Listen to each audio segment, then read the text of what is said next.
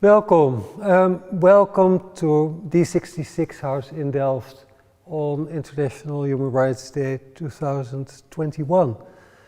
It's great to have you here online. We had hoped to be able to accommodate you in this amazing church building that we're in, church building that we have available in Delft until the municipal elections in March of this coming year. And because of the COVID measures in the Netherlands, we're now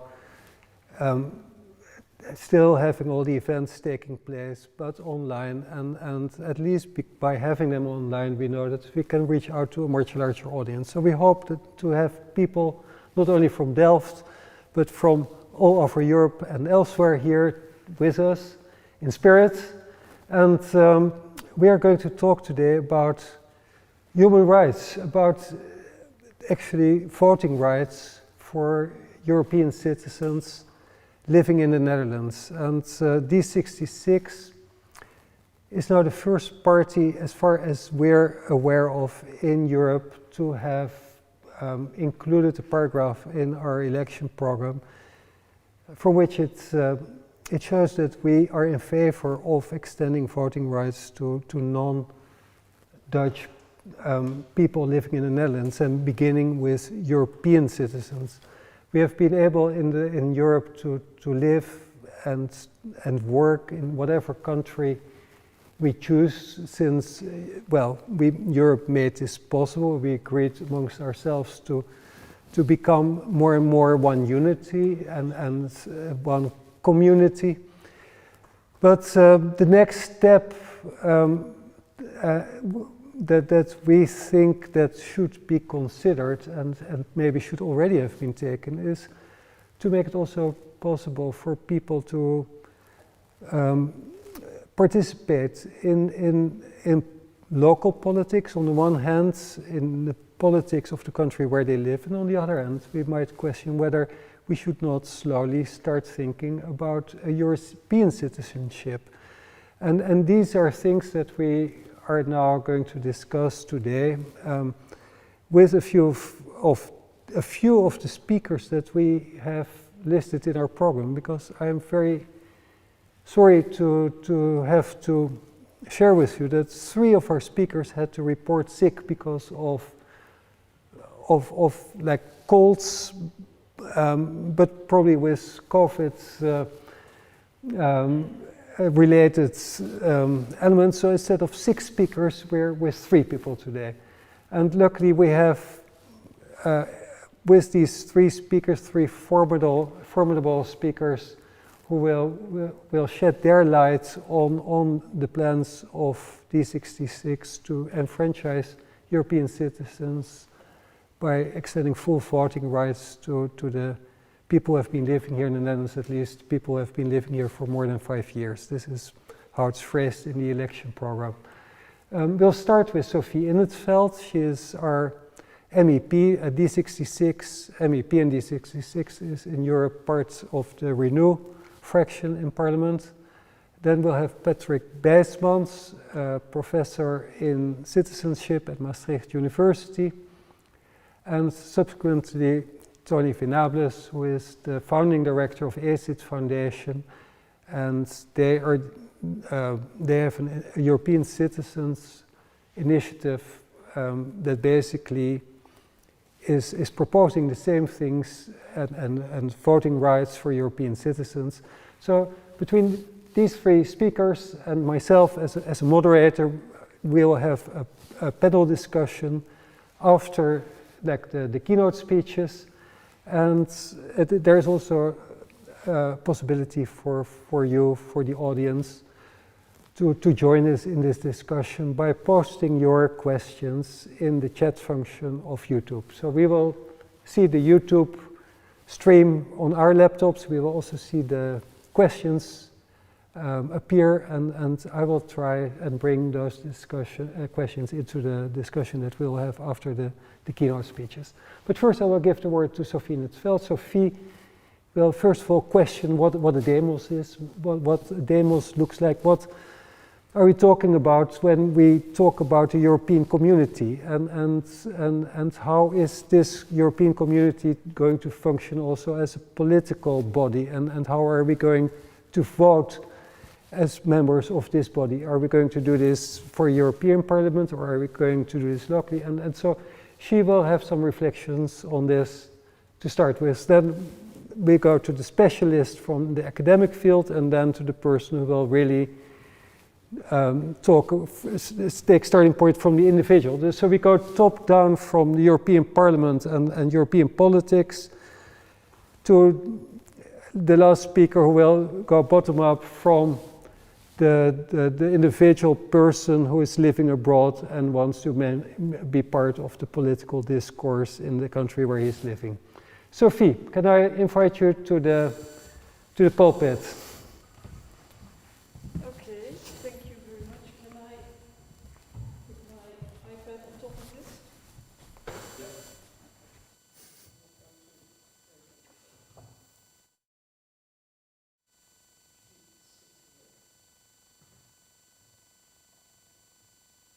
Okay, so this improvised today, but I would like to say good afternoon to everybody out there and to the people here. Of course, we would have preferred to have a huge audience here doing live in this wonderful church building, indeed. But fortunately, technology allows us to reach out to people massively. I'm not going to say a lot about all the technical aspects of citizenship and voting rights and so on, but I would like to say something about citizenship in the sense of being part of a community and having an interest in cultivating that community, ultimately by voting, of course. Now, we are talking about democracy, but a democracy presupposes the existence of a demos, a people. And for many people, that is the ultimate argument against the European Union. Another one, okay. Oh, so I should start over, is that it? I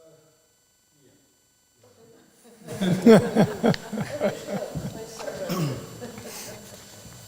In summary, I'm not going to say a lot about the technical aspects of citizenship, but more about the let's say, what does it mean to be a citizen as a member of a community? Does it work now? Yeah. Yep, okay, cool. So, I start over. Democracy. A democracy presupposes the existence of a demos, a people. And for many people, that is the ultimate argument against the European Union as a political entity. Because they say, you know, the European Union is made up of 27 member states who are culturally, historically, and linguistically very different, and therefore there cannot possibly be a European demos, a European people, never mind European public opinion. But if you look a little bit closer, you will see that that is, of course, nonsense. The whole idea of 27 monolithic nation states that exist since the beginning of time is pure fiction, because virtually none of the current, today's EU member states is internally homogeneous and has existed since the beginning of times, not even the smallest ones. I like Malta, for example, but few people realize that Malta is a mixture of not just Italian and English, but also Arab influences. It's in the middle of the Mediterranean, and it's amazing mixture of people. And this actually applies to every single member state. None of them are homogeneous. And many of today's European states have been created only in the last 2 to 3 centuries or so. And if you look at today's map of Europe, you will see that the borders have been moving around quite a bit. And as a matter of fact, there used to be a time there were no official borders and no passports either. I mean, there were, of course, regions and countries and kingdoms and duchies and what have you, but not the borders that we know today, or indeed passports. And many of today's nation states that we like to sort of glorify are actually just the result of war conquest, annexation and secession, and so not exactly the result of peaceful and voluntary bottom-up citizen-driven nation building. National identity is largely a top-down political construct, imposed more often than not by force and violence and by establishing uniformity at the expense of or even suppressing cultural diversity. New states have used a range of tools to harness national unity and national identity.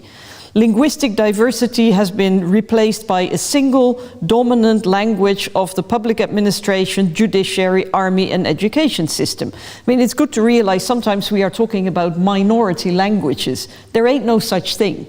There are languages who happen not to be the language of the dominant force. But there's no such thing as minority languages. Sometimes people think a minority language is something small. But if you think of Catalan, for example, it's spoken by, I believe, 5 million people. So that's more than Finnish. So the language has always been very much a tool for power, and the linguistic map of Europe does not remotely coincide with the official map of states and the number of languages spoken in Europe. I mean, if you think how many people's mother tongue is Turkish or indeed Russian. I believe we have some 10 million Russian speakers in the European Union. As I said, that's sort of like Denmark and Finland combined, and then a bit. So, and even the notion of nation state is not accurate, since states are home to several nations, and inversely, nations are also spread out over several member states. I mean, just look at the Hungarian minorities, for example. And the same goes for religion. I mean, we're in the house of religion here, religion that doesn't know any national borders. It's by definition cross-border. So new states that emerged have forged a common national identity by creating common national symbols, epics, myths, heroes and foes, rituals and ceremonies. And historiography has been used to legitimize the new state and point at the common and usually glorious origins of the people. National public institutions like social security, public health institutions, the education system, the fiscal authorities, the army have further bound people to the state and its institutions and enhanced national identity. And here it's interesting to see the impact of the scandals in the Dutch tax authorities, which have alienated people from the state. It has meant that trust in the state, in the Dutch state, has gone down. So these institutions have been used to anchor, people's loyalty and identity. And actually, there is this popular myth of the European Union being a threat to this, glorious national cultural identity, but the opposite is actually true. The European treaties explicitly state that they protect identity and they protect minorities, and many minorities have used those treaties in order to secure their rights vis-à-vis the national authorities. And so the European Union has actually protected diversity and heterogeneity rather than this myth of the European Union harmonizing everything and making everything the same.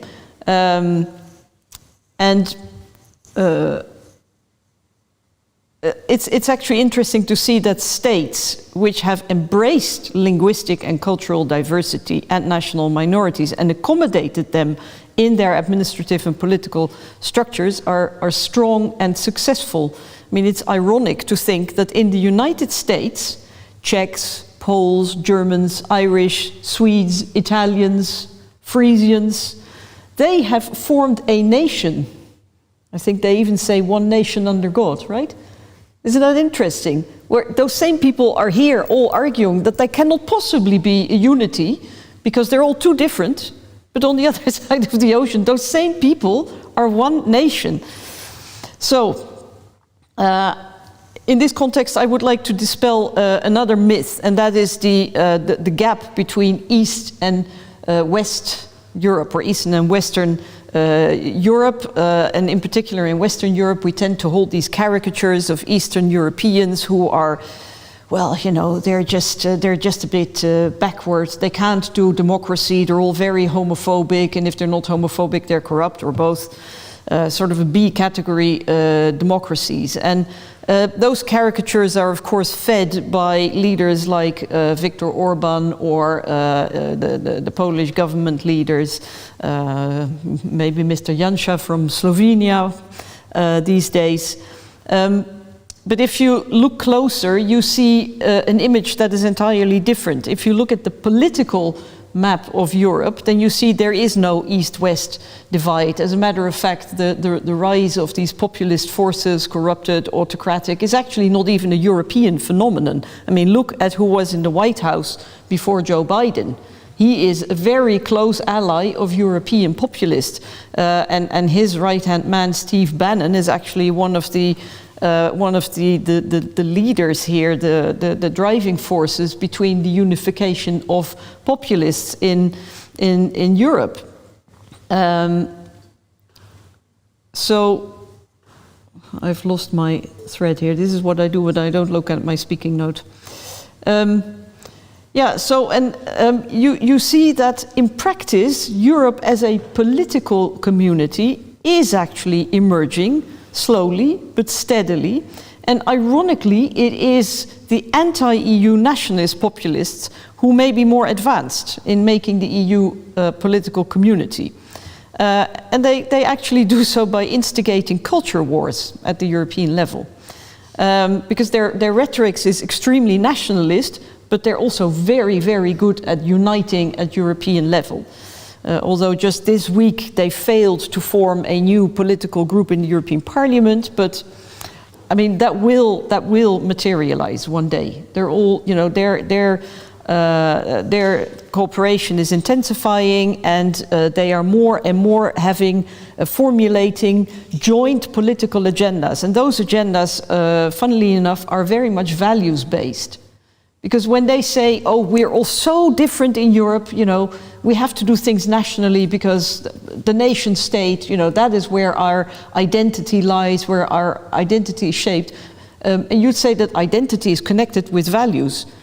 So, but there is a strange paradox in what they're doing, because they are formulating a values agenda at European level. They're not talking about, I don't know, transports or roaming charges or fisheries. No, they're talking about values. I mean, I'll just give you a quick quote from a joint declaration that they adopted to feed into the Conference on the Future of Europe. They say, they refer to, let's say, the pro-European forces, and then they say, the moralistic overactivity which we have seen in recent years in the EU institutions has resulted in a dangerous tendency to impose an ideological monopoly. We, so the anti-European populists, we are convinced that the cooperation of European nations should be based on tradition, respect for the culture and history of European states, respect for Europe's Judeo-Christian heritage and the common values that unite our nations, and not their destruction. We reaffirm our belief that the family is the basic unit of our nations, etc., etc., etc. And then it goes on about low birth rates and how we should have more babies. I mean, that is, if that isn't about values, then what is? So it's very funny that those nationalists who say that Europe cannot work because we're all too different, they unite around these values themes. And interestingly, the pro-European, more, let's say, liberal, progressive, democratic forces, they are actually much more timid in seeking this values-based pan-European agenda. I mean, even our own party, I have to say, D66, we are probably the most pro-European party on the continent, and yet we too fall into this trap of saying, yeah, the European Union is a really good thing because we have the internal market, so we earn a lot more money. No, we are a values community, and if we think that our prosperity is the result of European integration, then why don't we accept the fact that many of the values that we have, the equality, equality between men and women, equality of LGBTI people and what have you, that too is a result of European integration and the European community evolving. Now, democracy needs a public debate and public opinion as well. And then the same skeptics argue that the European public opinion is impossible, not just because of cultural differences, but also because of language barriers. And again, here, the pro-Europeans are more timid and pessimistic than the populists. Because look at what the populists are doing. Not just the European populists, but globally.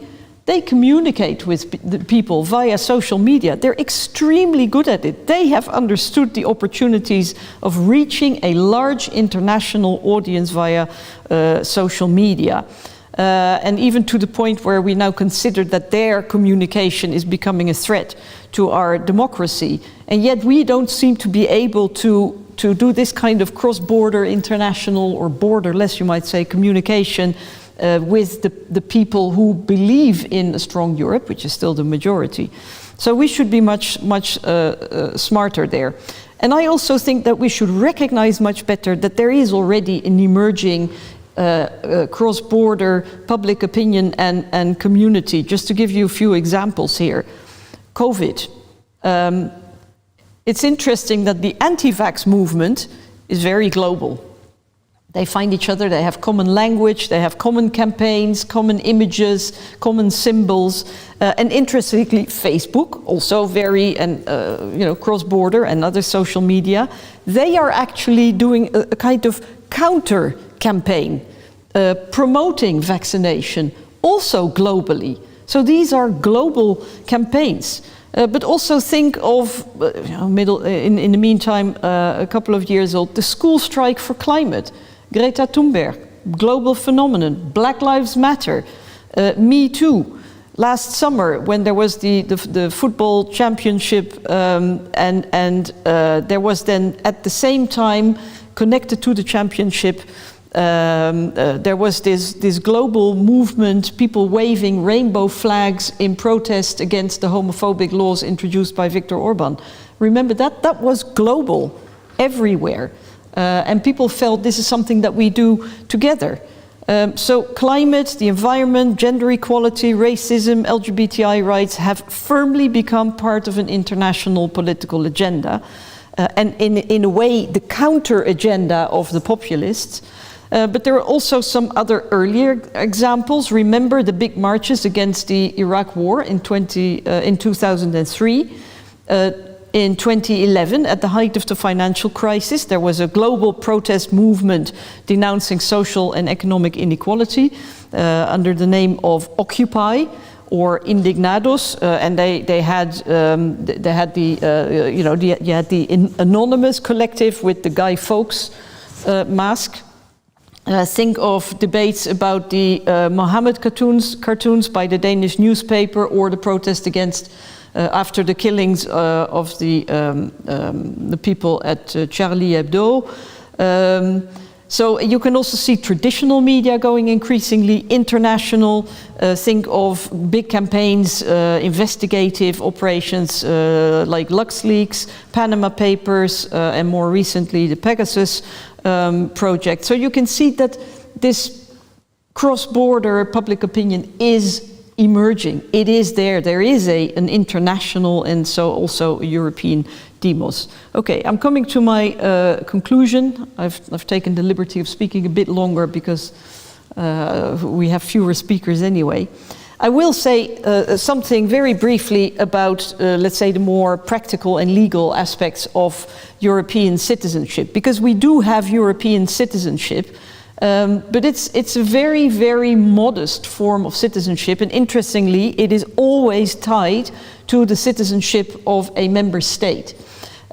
We have seen in the case of Brexit how people who were born European citizens, I mean, everybody of the age, well, let's say below up to 45 probably, was born an EU citizen, and from one day to the next they were stripped of their citizens' rights.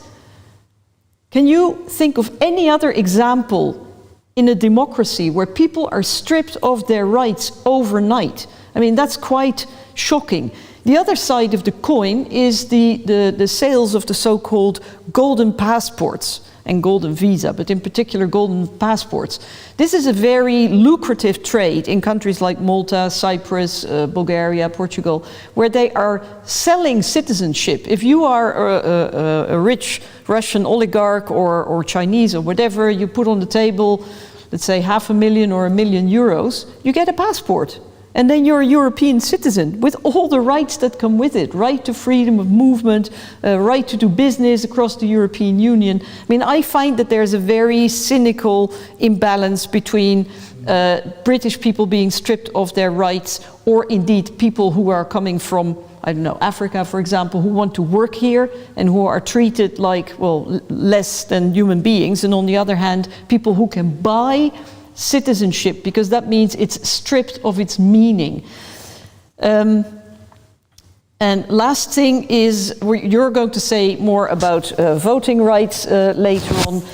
I think one thing that we need to pay close attention to is the possible adoption of a proposal on transnational lists, transnational constituencies for the European elections, hopefully in 2024. But the resistance against this is very, very, very strong. But that would really be a breakthrough. That would really be a sea change.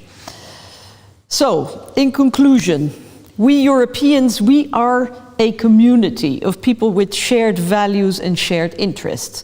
And we have a great deal of common history, but more importantly, we have a great deal of common future, and we have chosen to have a common future, or a common destiny in the words of the founding fathers. And we can very well form a political union and have a common political identity without having a uniform, homogeneous cultural identity. Identity does not imply we need to be identical. We can be diverse and yet take decisions together and shape our continent together. And I think that is why we all need to have voting rights throughout Europe, wherever we live. And with that, I'd like to hand over to the next speaker.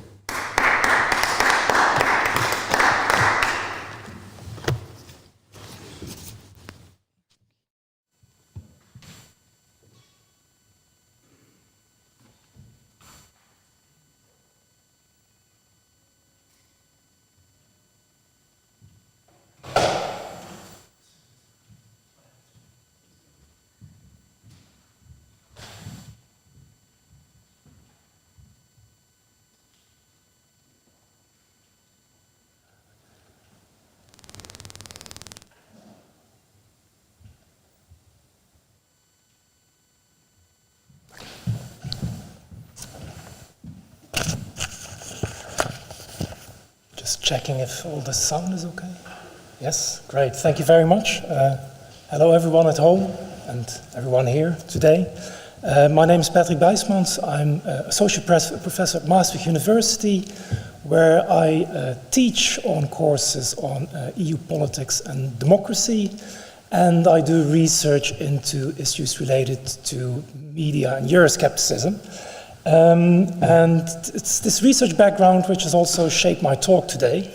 And as you can see, I have a few slides, and you may have also noticed that I put a question mark behind the title of today's event, because I want to question some of the things put forward in the conference program. But before I do so, I have a small confession to make. Thomas said earlier on, this is the first party in Europe who is actually putting this into an election program. This is actually not the first time that I talk at a party event about these things. I was invited by another Dutch political party a few years ago to talk about EU citizenship, and the issue of also extending voting rights to EU nationals was also discussed there, but it never really became an issue of debate within that party, as far as I know, and also looking at the party website just this morning, just to make sure, I think it still isn't. So this is actually, I think, the first party indeed who is really taking this seriously and trying to bring this into the public debate. And I think it's an important issue to discuss. Before I do so, you'll see slides with a lot of pictures, and I just need to say, out of issues related to copyrights, that all these pictures come from a website called Unsplash, where you can download these pictures for free, in case you're interested. I want to start by giving a few broader reflections about today's topic. And what you can see in this picture here is actually the government center in the Netherlands, in The Hague. And it's perhaps interesting to know that there are about 500,000 EU nationals living in the Netherlands at the moment, based on the data that Eurostat provides. And they are EU citizens, according to EU law, which means that they can vote in national, local elections, can vote in European elections, and all kinds of other rights that they have, which is all based on the Maastricht Treaty.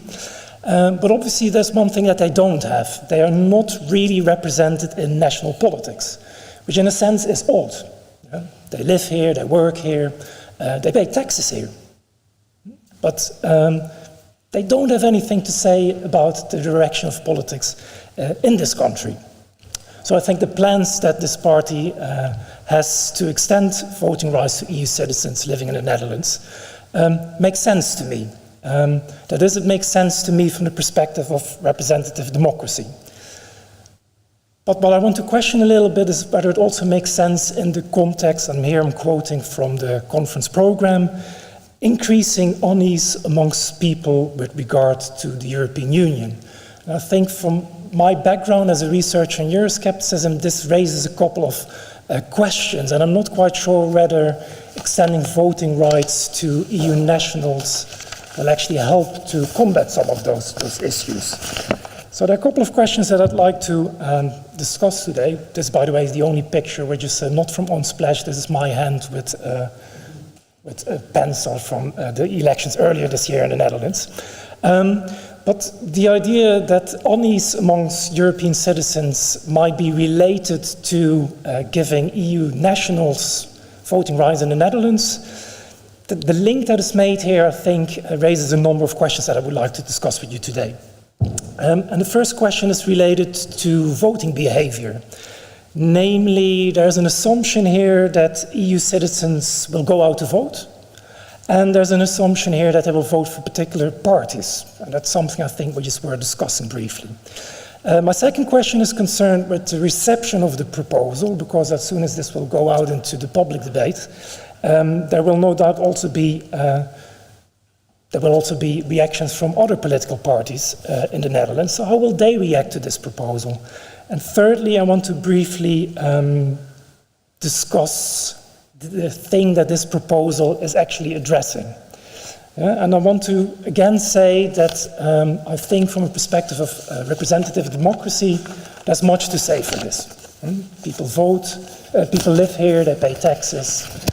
Many of them have been living here for quite a long time. I have a lot of colleagues in Maastricht who are also expats, and I know that quite a few of them would want to be more engaged in Dutch politics. So I don't question this, but I do question a little bit this link that I just referred to, the link between extending voting rights and also the issue of uneasiness or perhaps Euroscepticism. And as a scholar in this field, I would question some of the assumptions made here for a couple of reasons. One of those reasons is the way in which we tend to talk about unease, about Euroscepticism, which has become very much a catch-all phrase in politics, in the public debate, and one that is also quite negative in terms of what it means. But when we assume that skepticism as such means that you don't take anything for granted, that you don't take it at face value, isn't this something that should be part of politics?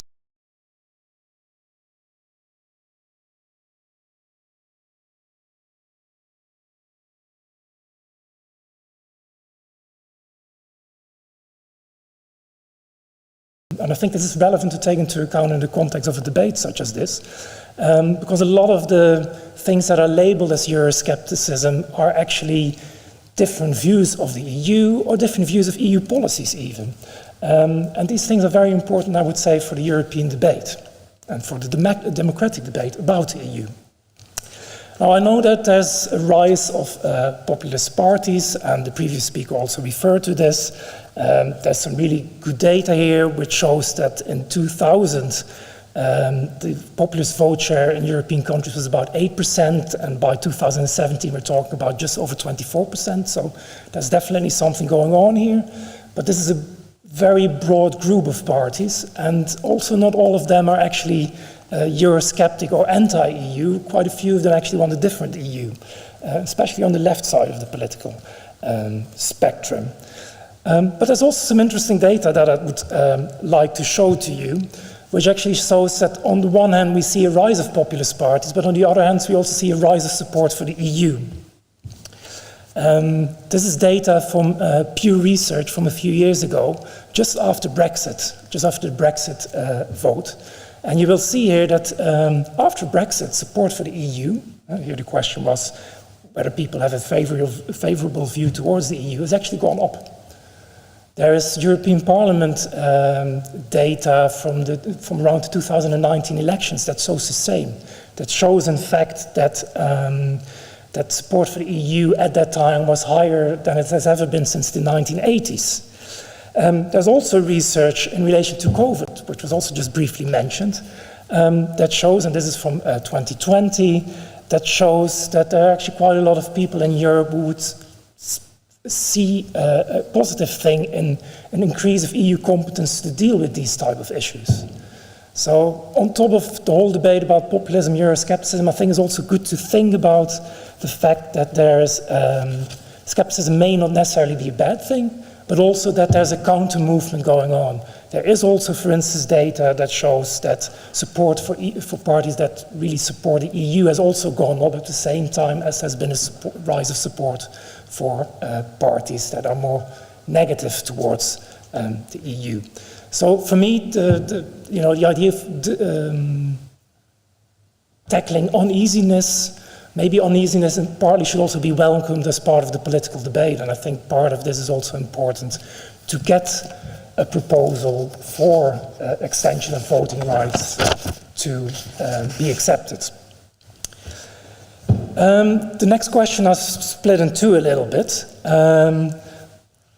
Firstly, will EU citizens go out to vote? Now, I first want to say again, I think that from the perspective of representative government, I think this is a good idea. Yeah? But will they actually go out to vote? I tried to find some data on this, with a little bit of searching, but the data that I found was actually quite shocking. Because these most Europeans actually don't go out to vote. So they have voting rights in European Parliament elections, but in 2014 elections, 95% did not vote. Did at least not vote in the country where they lived. So someone living in the Netherlands could vote in the Netherlands, but they didn't. But they also didn't vote using their home country's opportunities, whether that's voting by email or by post, or maybe going to the consulate or the embassy. So we're actually talking about a group of people here that doesn't have a tendency to go out and vote. Maybe it's because they live in a certain bubble, I don't know for sure, but it's something important to take into account, because such a proposal is obviously meant to bring these people into the national politics, into the debate, and have them take part in that. But that's going to be something which can be pretty difficult to arrange. The other thing to ask is also, what parties will they vote for? Because we don't really know. If the assumption is that giving EU citizens voting rights will also help in terms of this idea of uneasiness, then apparently the expectation is also that these people go out to vote and would vote for parties like D66 or like the Greens, or maybe some of the less outspoken pro-European mainstream parties in the Netherlands. But we don't really know that for sure. And one of the things that is important to take into account also in this context is that quite a lot of the people that we're talking about, the mobile EU citizens as they are called in Eurostat data, are actually people that in political science literature have been dubbed the have-nots. People who don't necessarily benefit from globalization, who live less stable lives, and who are more prone to vote for populist parties.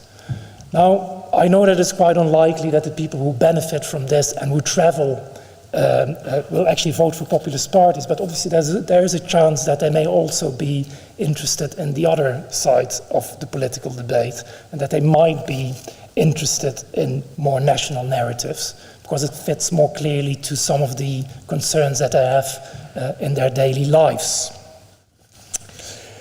And my final question, and again I want to stress I'm in favor of the idea of extending voting rights, but it is a question worth asking. My final question concerns the reaction by other political parties in the Netherlands, and perhaps also outside. And I'm speculating here a little bit. I had a look at some of the websites and I couldn't find a lot at all about EU citizenship, let alone about the proposal that is now part of the D66 program.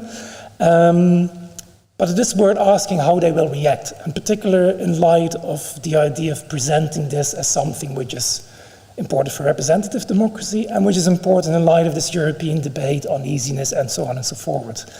And if you think about this, I think one of the things to take into account when we talk about this is that actually populist parties may really take issue with this, because they will probably present it as something, another example of where the elites are betraying the people by selling the nation to outsiders, to those EU citizens. Not sure, but it could happen depending on how you present such a proposal. And what's more, I think also in light of how national politicians often engage with EU politics, that is claiming credit for EU success, but also blaming the EU for unpopular measures, it may not even be unlikely that some of the other political parties would also raise questions about this and may sort of step on to this more nationalist narrative about what politics is and what the state is and what the nation is, some of the issues that we've heard before as well. So consequently, one of the results of this, the idea also to get these EU citizens engaged in national politics, may actually not be that we'll get a bigger influence of European voices in a national debate, but it may actually also lead to a more national debate about European politics. And I think that is something worth considering when thinking about voting rights for EU nationals in politics. Now, I'm nearly done. I just have one more slide. I think, as I said, this is a good idea from the perspective of democratic governance and representation. This is something that my students often bring up when we are discussing these kinds of things.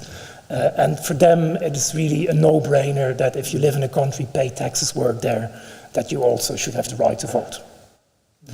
I think the more critical element of this is indeed how to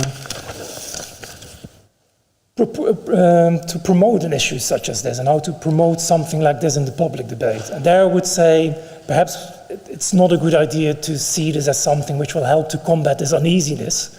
I would say embrace that uneasiness, because it's perhaps part of the political debate. It is part of making the EU a more democratic system. And I think there also it will help to get actually support for this. In fact, I often say to people, in many ways we're all Eurosceptics. We all have questions about the EU, and we all have elements of the EU that we criticize, maybe because we don't believe in EU migration policy or something else. But those elements should become more part of the debate. I think that including these EU citizens as part of that debate is a great thing, but we should also, I think, welcome the skeptical positions in order to move this thing forward. And that's the end of my talk. Thank you very much.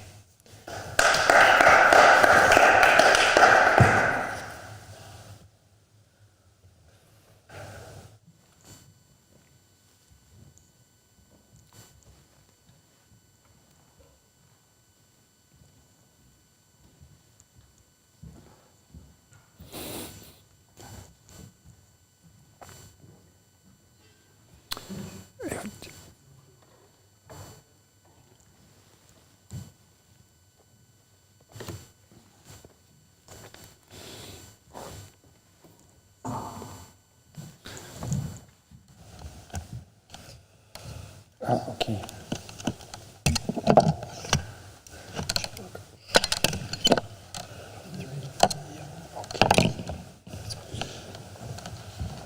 I should like to begin by thanking Thomas very much for organising this important event, and to say how encouraged we are running our citizens initiative on voting rights to see the position of D66. As you say, it's the first time a major party in Europe has come out in favour of fully enfranchising EU citizens where they live. So it's a very important breakthrough for us, and we hope that you will spread this message and get support from other parties. I think this is the only way that we can really succeed. I'd like to react a little bit to what the previous speaker said. I think when you said for your students it's a no-brainer, I think that's right. I mean, I'm working with a team of young people promoting this ECI, and for them we have universal suffrage. It's in the declaration we're celebrating today, equal universal suffrage, and yet we don't have it. We don't have it. I mean, we see this as a historical development, in very rough terms, that it started with the men, then came the women, and the third stage is the men and the women who are on the move, those who cross borders and who live in the kind of Europe that Sophie described, which is very fluid,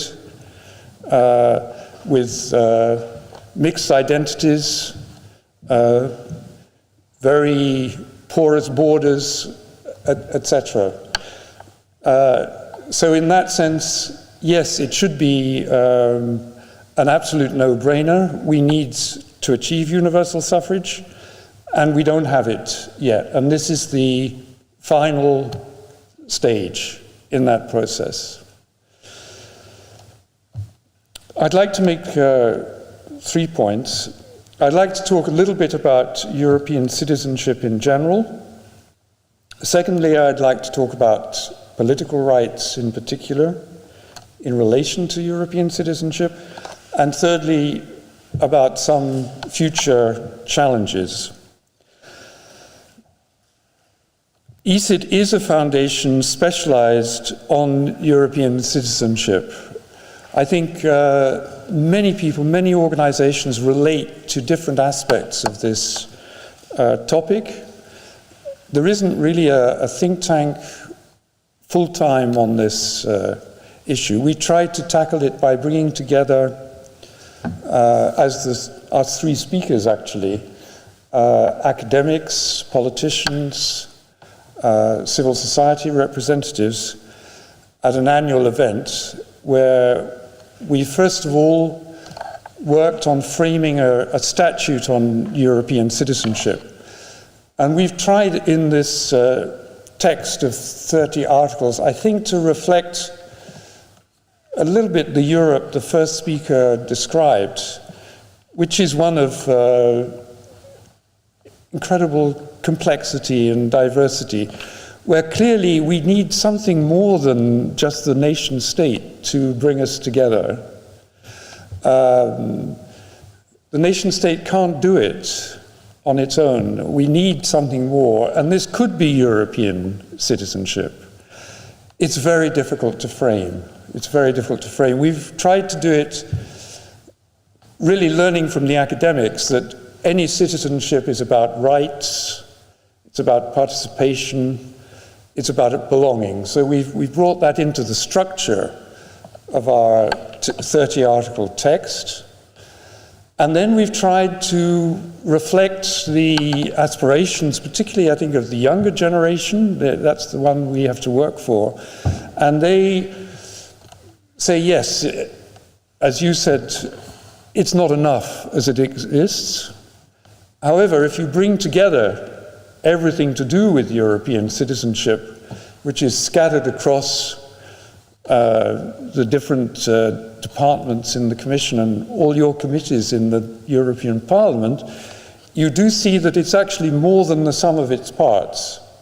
So a holistic approach will make it more visible, and you could maybe start to teach it in schools if people really knew what it was. And then secondly, in this exercise of looking at European citizenship, we discovered that there's all kinds of paradoxes and differences in the way different ways you can communicate with the EU are framed. So we've tried to make this a bit more understandable and solid in our text. And then thirdly, we've of course been more ambitious, and we've said, well, a true European citizenship is perhaps not that true if you can't go to the European Court. Perhaps we need to think about not just free movement rights, although they're very, very important. We all know that now from the COVID period when we were so shut down. We need to think about environmental rights. We need to think about social rights attached to European citizenship. We need to think about health rights. And we need to anchor this in the Charter of Fundamental Rights and the Pillar of Social Rights. That was actually a proposal in a report before the last elections in the European Parliament, which asked for such a statute.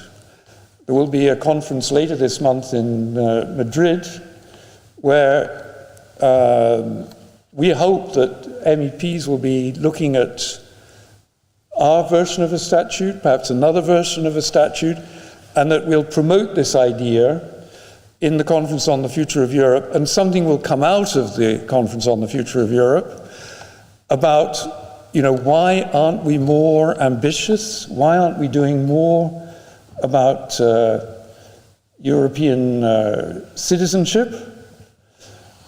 I mean, it shouldn't bother too much the people in The Hague we saw on the picture. It's not going to be expensive, but it might strengthen Europe. In our discussions among these, what we see as these three groups who must come together, the academics, civil society people, politicians, around the concept of European citizenship, and what we've seen in our annual events, the one thing people say could make this a much more tangible citizenship is full political rights. And I think the more we've gone into it in launching this European citizenship initiative, the more we see that that must be correct. If you're a Frenchman living in the Netherlands, are you a true citizen?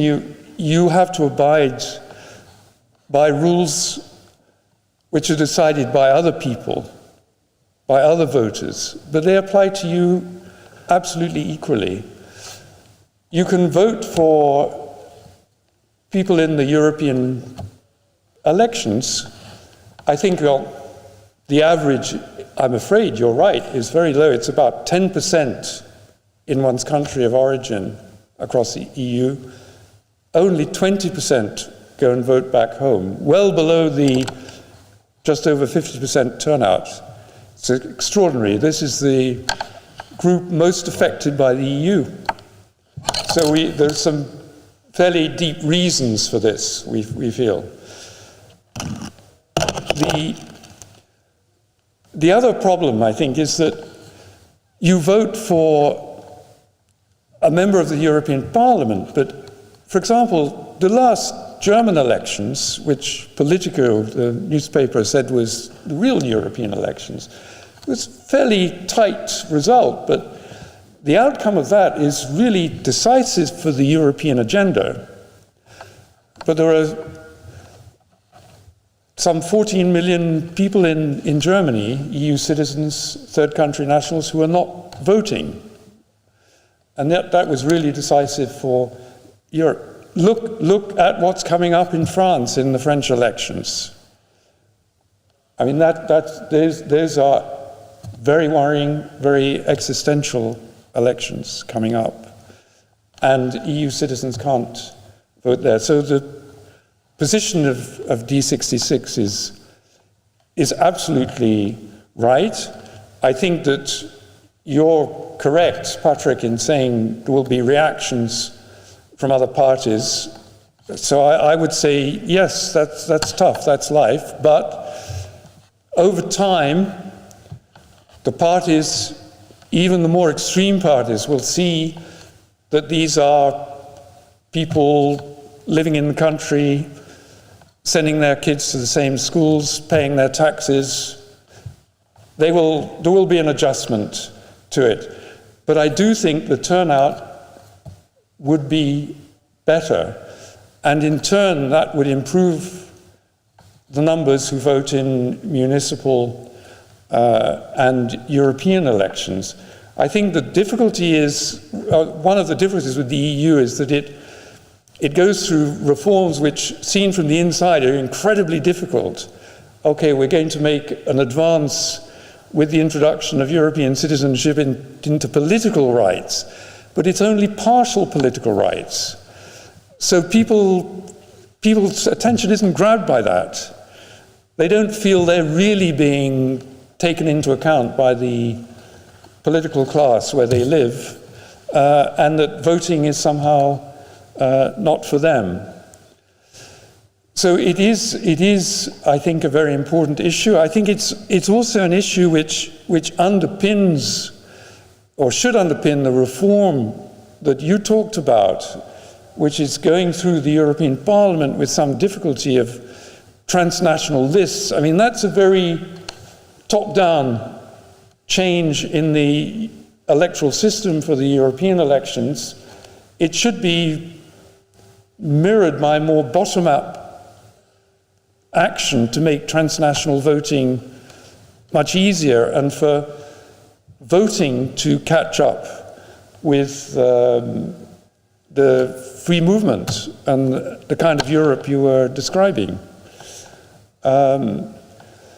So what we hope is that within the European Parliament, after they've dealt with transnational lists, they will take some initiative on transnational voting. And that would be an extension of the D66 position into the European Parliament, where it also belongs, of course. I'd like to come to my third point about the future European challenges. They are big, because we've just seen the democracy package published by the Commission on 25th of November. I think this is a high priority apparently for the Commission, but it didn't really make a big splash, I would say, when it was published. And voting rights, even less. It was just 2 lines in the speech, which was all about how we're now going to regulate political advertising in Europe. I think this is a problem, actually, with a lot of this, what I see about democracy, that the basics tend to be forgotten.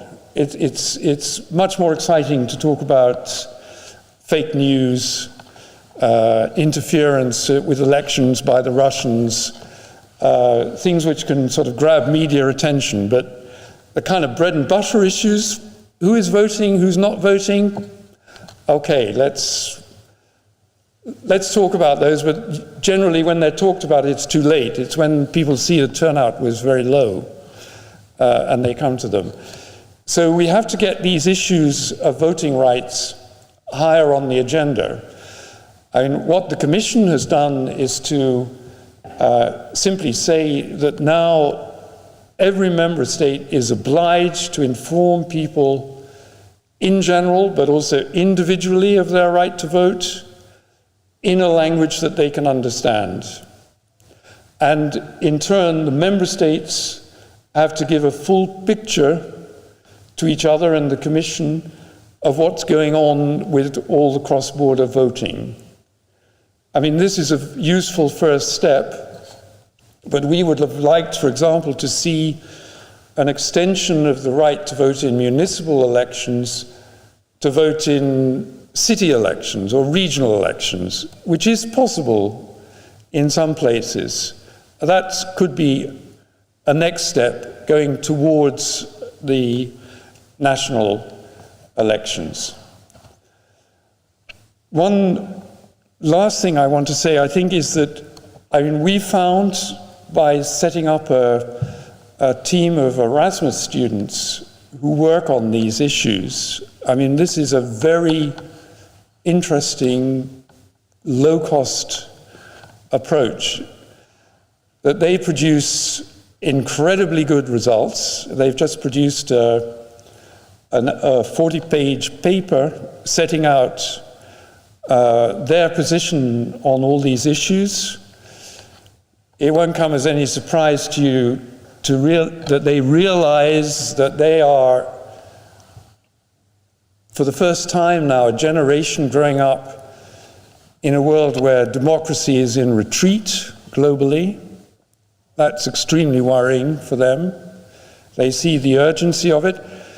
They don't understand why voting is so difficult, because they've grown up with the internet, that it's so difficult to be able to choose when, where, and how you vote.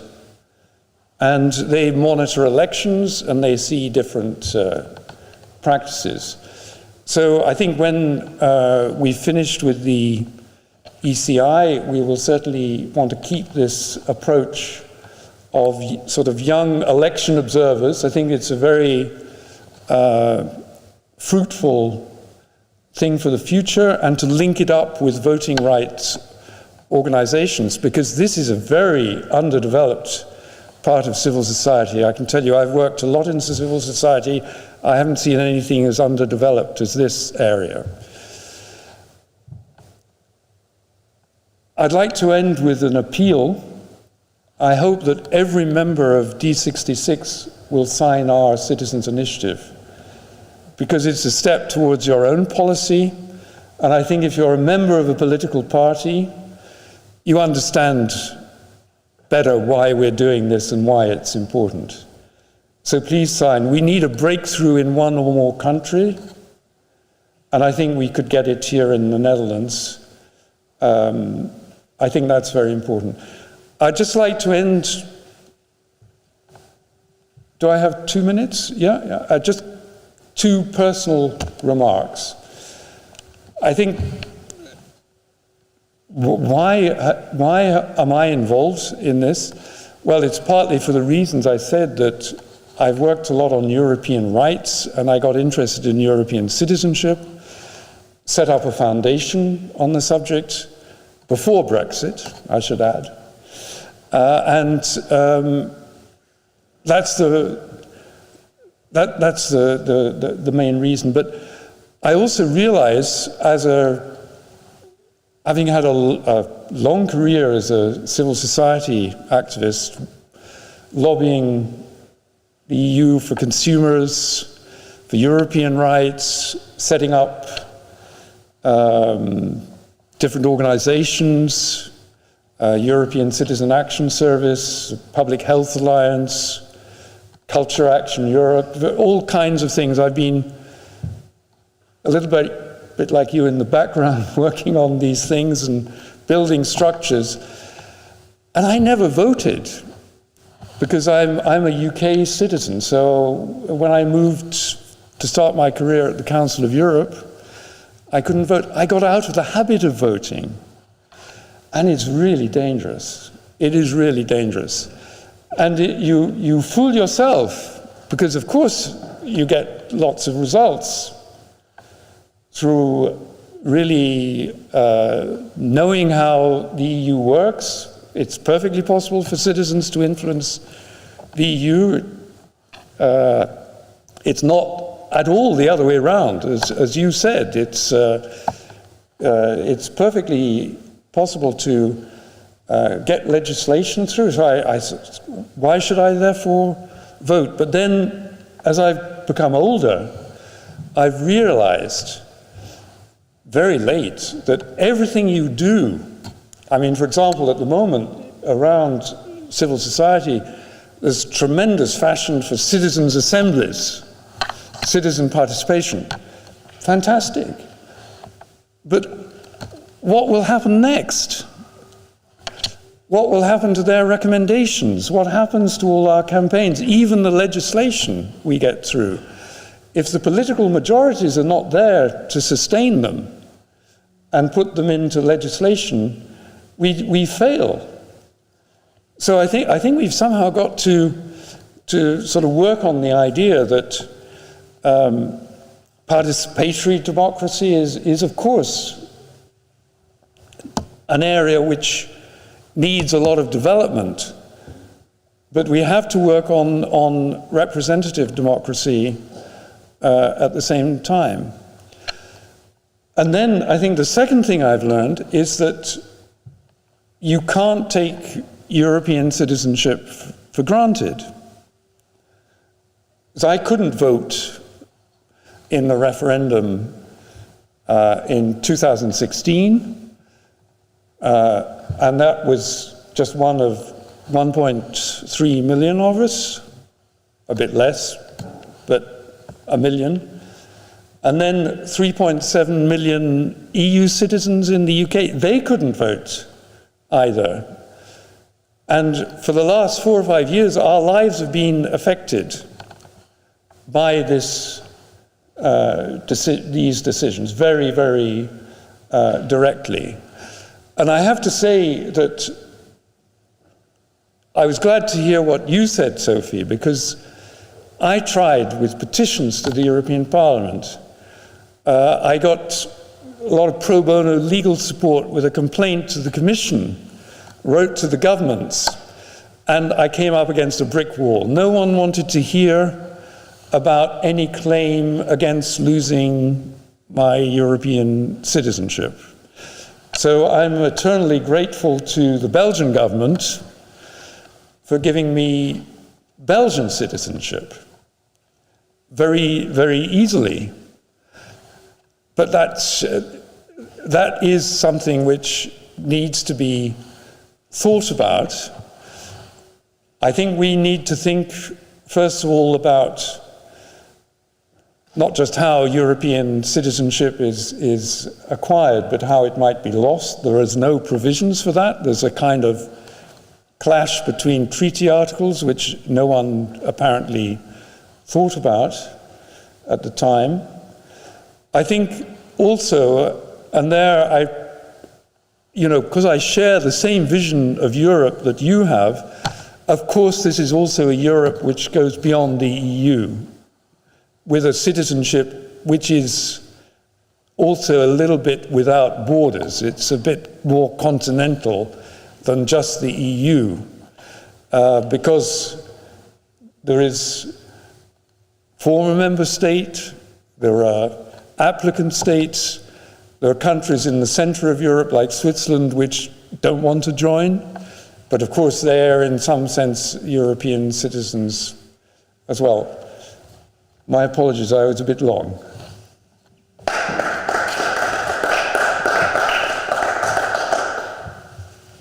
Thank you very much, Tony. This was very much appreciated.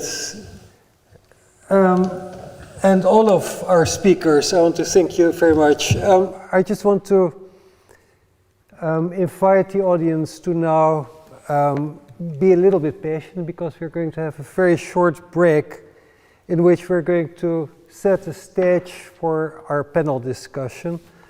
And before we do this, I want to just stress that this conference was organized not only by D66, by our international working group, together with the Thema-afdeling Europa, so our working group for Europe, but in collaboration with the ECIT Foundation of Tony Venables, Voters Without Borders, and the Friedrich Naumann Foundation.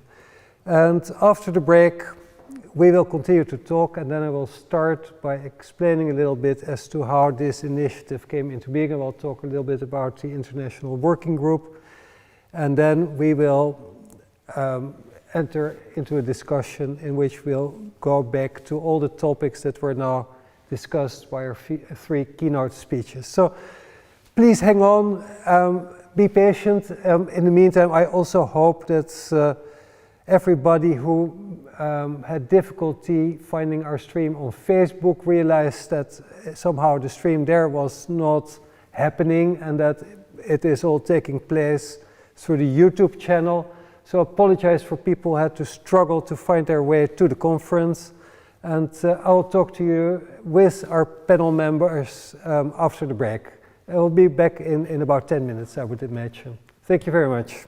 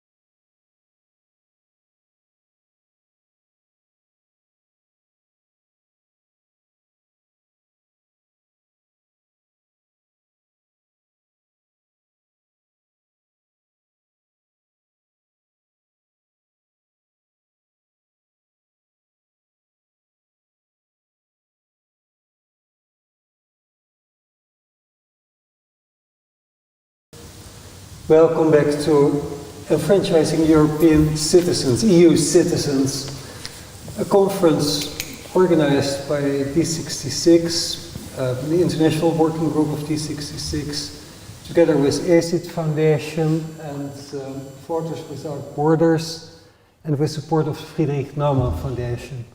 And after 3 keynote speeches, by Sophie in Veld, Patrick Bijsmans and Tony Venables, who are sitting here with me in the panel setting now.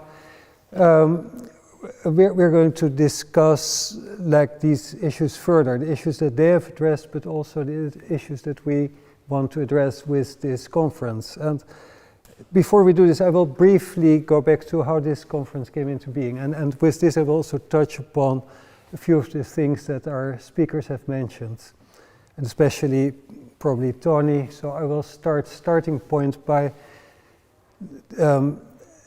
talking a little bit about the last few years when I was living in the UK, while Tony was living on the continent, in Brussels, in Europe.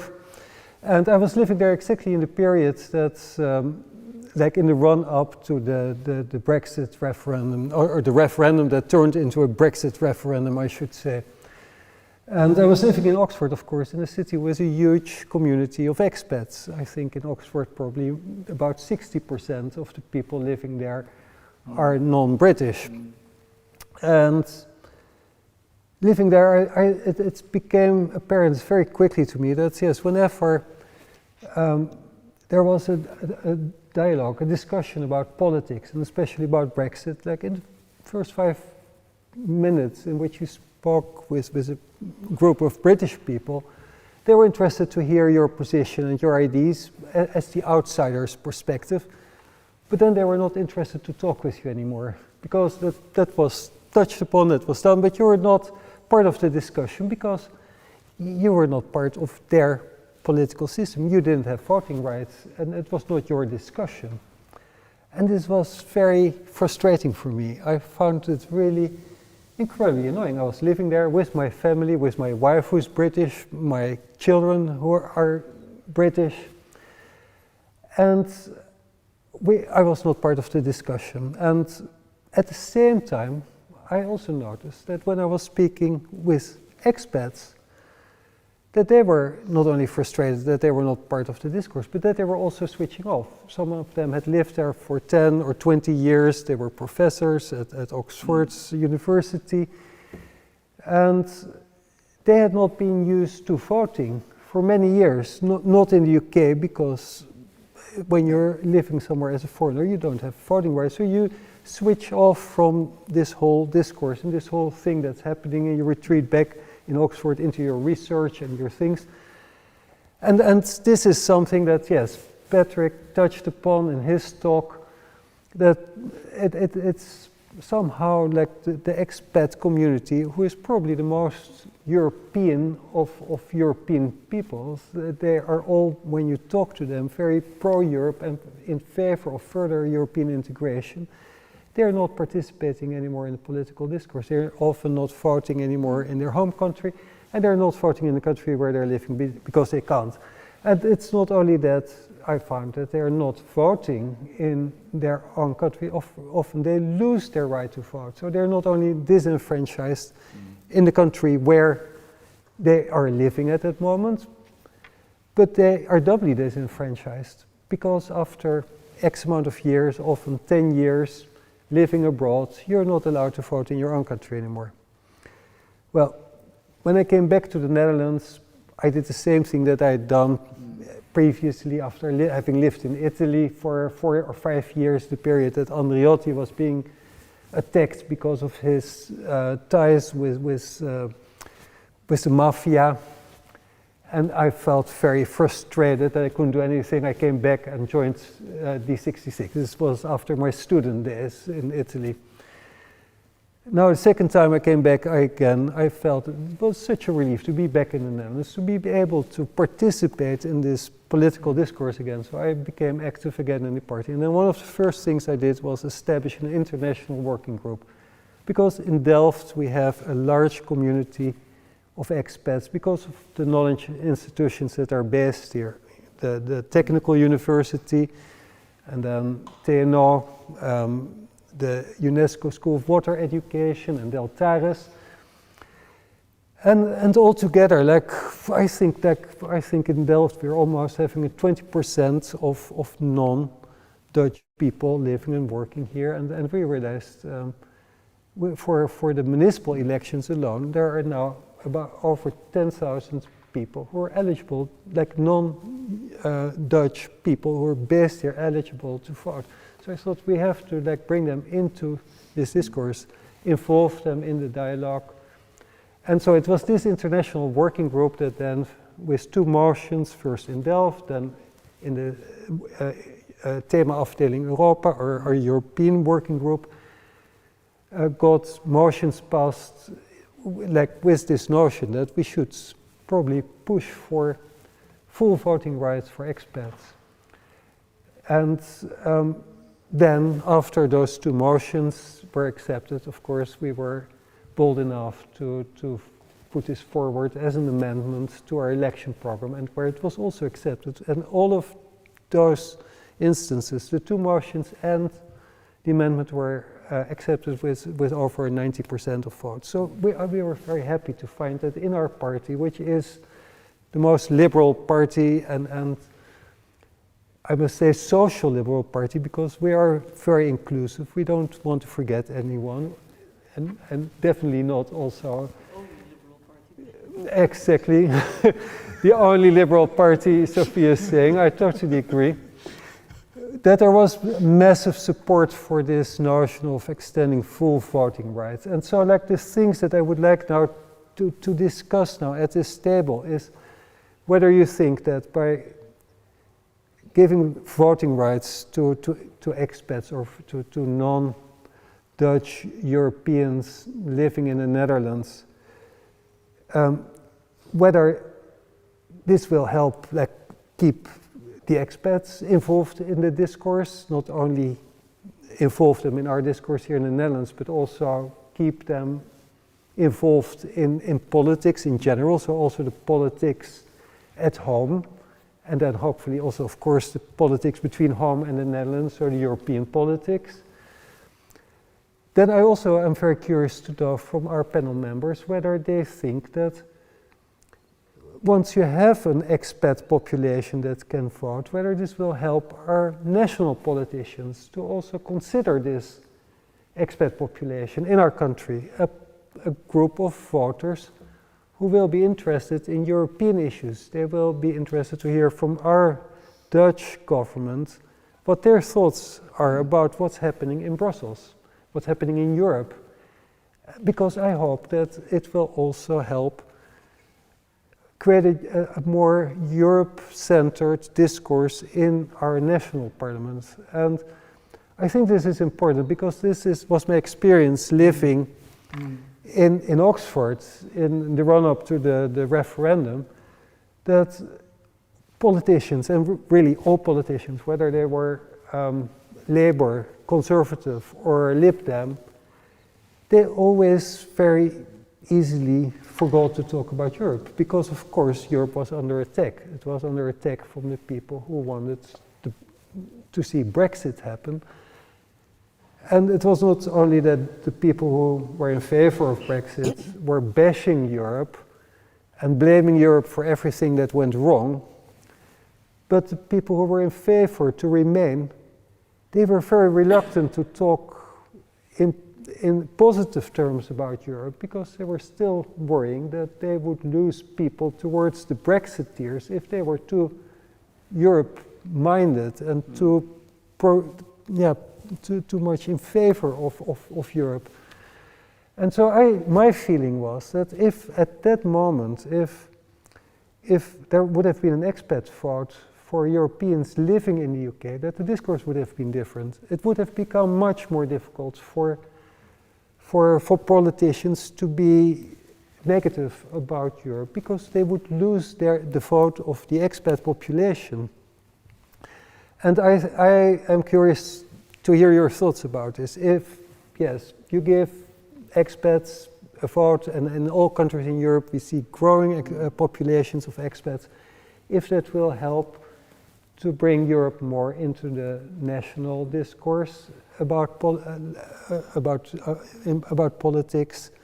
And yes, Sophie, you already... I'm not sure. And there I think I concur with what Patrick said earlier. I'm not sure that that should be the goal. Because you're talking about expats, there are lots of non-nationals living across Europe. I think there are millions and millions of them, and they may all have different views. And the goal should not be to change the political debate or public opinion. I think it should be more a matter of principle. Yeah. Very simple. No taxation without representation. That's it. That's it. Totally it's a democratic right, and then everything else. Follows. Yes, it's if you're talking about expats, in other words, the high level, highly educated, mobile citizen is more likely to vote and to actually participate also in the debate. But I think there's another societal benefit, and not so much political, but societal. The attitude towards immigrants and non-nationals is extremely negative everywhere, more so by politicians than by the population at large, I think. And there is a lot of emphasis on all the obligations that these funny foreigners who want to come here and live here should meet. And they have to integrate, and they have to become more like us and assimilate. So why don't we talk about rights? If we want people to integrate, how can we tell them you have to integrate, but you're not going to get the same rights? If you integrate, you should get the same rights. And that way you also make people more responsible. If you want them to participate, then you have to give them voting rights. So I think that's a more important benefit than thinking that the debate is going to be more pro-European, because they're more likely then to debate about other things, about I don't know, social security or housing or climate policies or whatever, local things, local in terms of national topics, I think. I totally agree with you, Sophie.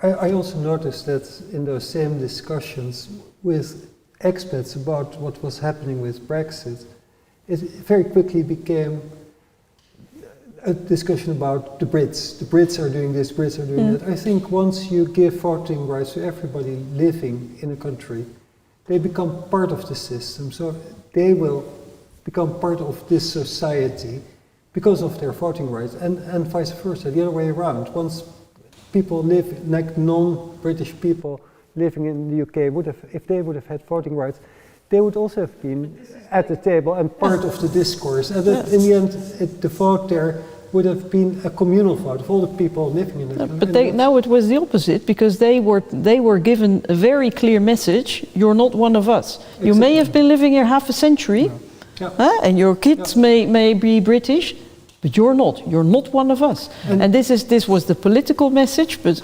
as far as I was told, also the message that people literally got in the streets from their neighbors, and all of a sudden it became clear there's us and there's them. That was very clear. It was a marked difference. In the first years I lived in the UK, I was just a European living in Europe. But towards the Brexit referendum, and especially after the Brexit referendum, people started to ask me, where do you come from? And then I'd never had this question before the Brexit referendum. So that's definitely something that happened there. And this is happening, of course, everywhere. If people really want to integrate, and I completely concur and agree with you on this, then they have to have voting rights. They have to be, yes, as you say, be able to vote about how their taxes are spent. When they live somewhere and they pay taxes, they should be part of the discourse. I don't know, Patrick, you were agreeing, nodding in this discussion. Give us your thoughts about it. I think one of the things that will have that is worth thinking about in this context is also how to practically arrange this. Because one of the reasons apparently why a lot of expats don't go out to vote, whether it's for local elections or particularly also European elections, is all the things they have to do to go out to vote. So in such a system, I think if you want to get people involved in politics, it should also be something which you can do quite easily. And I think if that is happening, then you might get people to be interested in it. I have a lot of international colleagues and also students in Maastricht, and you know, I know quite a few of them who want to become politically active. We have a lot of students being active in Veld, actually, simply because that is easier for them to understand, because it is European. So that's maybe the second thing for any Dutch national parties. Indeed, if you want to attract European citizens to vote for you, if this all should become possible, you do indeed, as you suggested also, we have to start thinking about how to do so. I think the one thing I wonder is if, so we have about 500,000 EU nationals living in the Netherlands. Is that group substantial enough for Dutch political parties to actually engage with? Because you'd have to have a lot of people actually to go out to vote, especially nowadays where you have a lot of strategic thinking about who to try to get to vote for you. And 500,000 is a lot, but it's not a lot if it's only 5% of 500,000. So I think there are a lot of practical things here to take into account. Again, I think it's a very good idea. If you, I mean, the last elections turnout was over 80%, so that would be 400,000. So that's, you know, that's a couple of seats. No. If out of the 500,000, 80% would go out to vote, that would be great, obviously. But if you go from a population that now is not very willing to vote for European elections, how do we get them to vote for national elections? But I think I don't know why they don't vote for European elections. Somebody should you know, do some study in it. But I do think people are generally sort of disconnecting from politics when they move to another country because they cannot participate where they live, so they kind of switch off. So. No, this is my experience. Tony, you lived for a long time out of your home country. I think that just a slight nuance or difference in what you said. I mean, you were looking at this issue a little bit in relation to Brexit, so a referendum on belonging to the EU.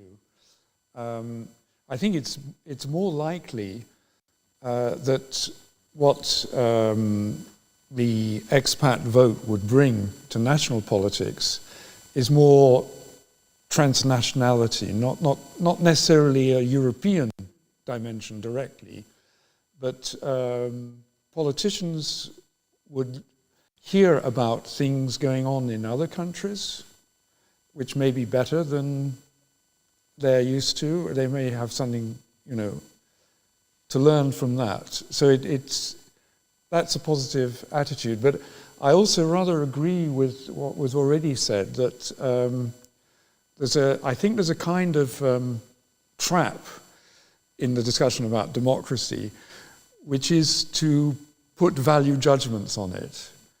I mean, the UN declaration says equal universal suffrage, and that's a very clear message. You don't judge. You just say one person, one vote. And I think some of the discussion about democracy is you know, why you should enfranchise people is a sort of mirror image of the arguments often put forward to disenfranchise them. So it's difficult to, in that sense, it's difficult to answer your question. I think one very clear practical advantage of the D66 position is that anyone from Cyprus, Denmark, Ireland, Malta, or a German who's lived here for over 25 years, they would be enfranchised in a national election for the first time because they can't vote back home. So I think it's an important position for democracy, because apart from those 5 countries where they simply cannot vote back home, they're not allowed to vote back home, there are obstacles, of course, to being able to vote in one's home country. I think another thing which is of practical importance for your position is that for all the the shortcomings of the existing legislation on voting rights in municipal and European elections, at least as a system, they've shown how it could be organized with cooperation among electoral authorities to vet candidates and also to ensure against double voting, and to have systems of registration which allow you to have a choice between whether you vote in the Netherlands or whether you vote back home. And I think if you have a tightly fought contest, as you had in Germany, or looking ahead to, say, to the second round of the French presidential elections, I think the turnout could be pretty big.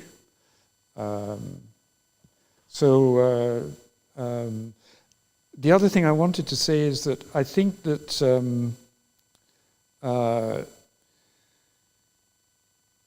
28 years on from the Maastricht Treaty is actually not a long time, curiously, for a new right to become embedded. I was talking to a voting rights organization in Germany, in Freiburg, on Saturday, and they said now in Germany, EU citizens turnout is only 10% behind the Germans in municipal elections. So I think you get these very low figures, but you can also get quite high ones, and also where, this is why representative democracy, but where civil society is active in trying to persuade, Lithuanians in the States to vote, it works. It works. Of course it does. Because they contact everyone and they make sure the facilities are there. There's more voting stations and this kind of thing. So it's not an insurmountable problem in it, but it takes a lot of time. No, and yes, like things take time, but on the other hand, they also go quite quickly. You said like we have now 500,000 people living in the Netherlands who are not originally from here, but that happens pretty quickly, and I can imagine it won't be long before we have 1 million people living here who come from elsewhere. You see, this movement in Europe is accelerating. We have seen it especially after Brexit. Many people from the UK coming to the continent, but we see it elsewhere. And we're now, we're very much talking about Europe, but of course it's not only Europeans who live in the Netherlands, it's people from all over the world. And we have now proposed this as first step, starting with Europeans, but ideally, in the end, of course, you should also consider people from the States and other parts of the world living in Europe and embrace them. And what you just said about, yes, the insights that they will bring from best practices in their home countries, I think this is something that's very welcome. And we see this in our international working group already, that people do bring things to the table that we have never considered. So it really enriches the discourse. It's interesting, the US actually imposed taxes on, first of all, people who have dual nationality, EU citizens who have, and many of them are what they call accidental Americans, because they, let's say, I don't know, a pilot and his wife who lived in the States 50 years ago, their baby was born there, they moved back to Europe after 3 months, so the 3-month-old didn't even realize that he has US nationality, and yet they are obliged to pay taxes. And the law, well. yes, but also people who have lived there for a while or worked there, or who have children who've studied there. If you have had any kind of connection at all with the US, you have to pay. You have to pay, and there are laws. There are laws which are against tax evasion, but they're increasingly being imposed now on people, actually EU citizens as well, and we don't know how many. Accidental Americans, probably 500,000 already in Europe, so they have to pay taxes. So, and that we accept. You know, I think there are two governments only, the Netherlands and France, who are trying to raise this with the American authorities, but everybody else accepts it. And yet, so with the obligation, we think is normal, that the United States have a kind of extraterritorial tax obligation, but no rights. No, it is ridiculous. And I have actually friends who are American citizens. They live here, they work here. They have to pay taxes in the States. And then luckily, with our tax office, they can arrange that they only here have to pay the difference between what they should have paid, would they have paid taxes here, and what they have paid in the States. But in the end, the bulk of the taxes go to the States rather than to the country where they live. Money. It's there are only two countries in the world which have what they call citizenship-based taxation. It's the United States and Eritrea. I mean, you really wonder if that's a club you want to be a member of. And funnily enough, Europe has a very different attitude towards the Eritrean law than it has towards the US law. But it's another example of how rights and obligations do not necessarily travel with people, or sometimes they do travel with people, even if there is no reason anymore for the obligation to travel. Do you have any information about how this issue is being taken up by the Commission, or is it worth pursuing? Looking into that for nearly 10 years now. Okay, you're not getting anywhere with the Commission? No, because it's a long story. I won't bore you with that, but it was just to try and underline how I said obligations and rights do not travel in equal measure, and it doesn't always follow logic. I mean, why would voting rights for national elections not travel with you? Not if you're living, if you'll go to another country for a year to study or so, then it makes no sense. But like there were lots of EU citizens living in the UK who went there maybe as a kid or a young person. There were people who had been living there for more than half a century. They didn't even have, relatives anymore here, not alive, and yet. Their rights clearly didn't travel with them. Yeah. They lost all their rights, and that is so. It's not for me. It's not so much. I find this aspect of how it could change the political debate.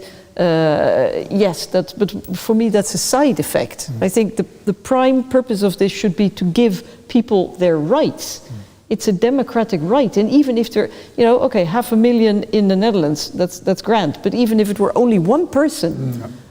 Why do you deprive people of their voting rights? How can we talk about democracy and how, refugees coming from non-democratic countries coming here, and we go like, oh, you have to adopt our values, but you're not going to get any rights. For me, it's very much a matter of principle, more than, and it may have beneficial side effects, but that's not the prime purpose.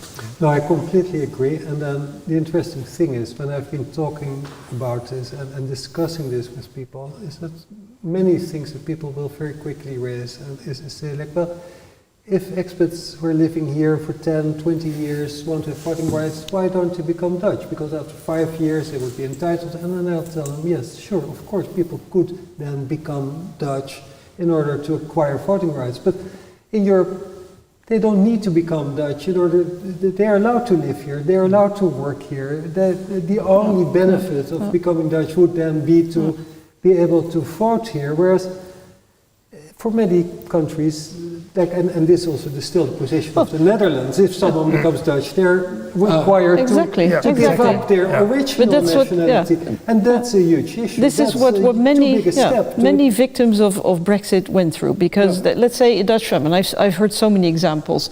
Let's say a Dutch woman who married a British guy, and they've been living there for 30 years, and their children have British nationality, but her relatives are Dutch.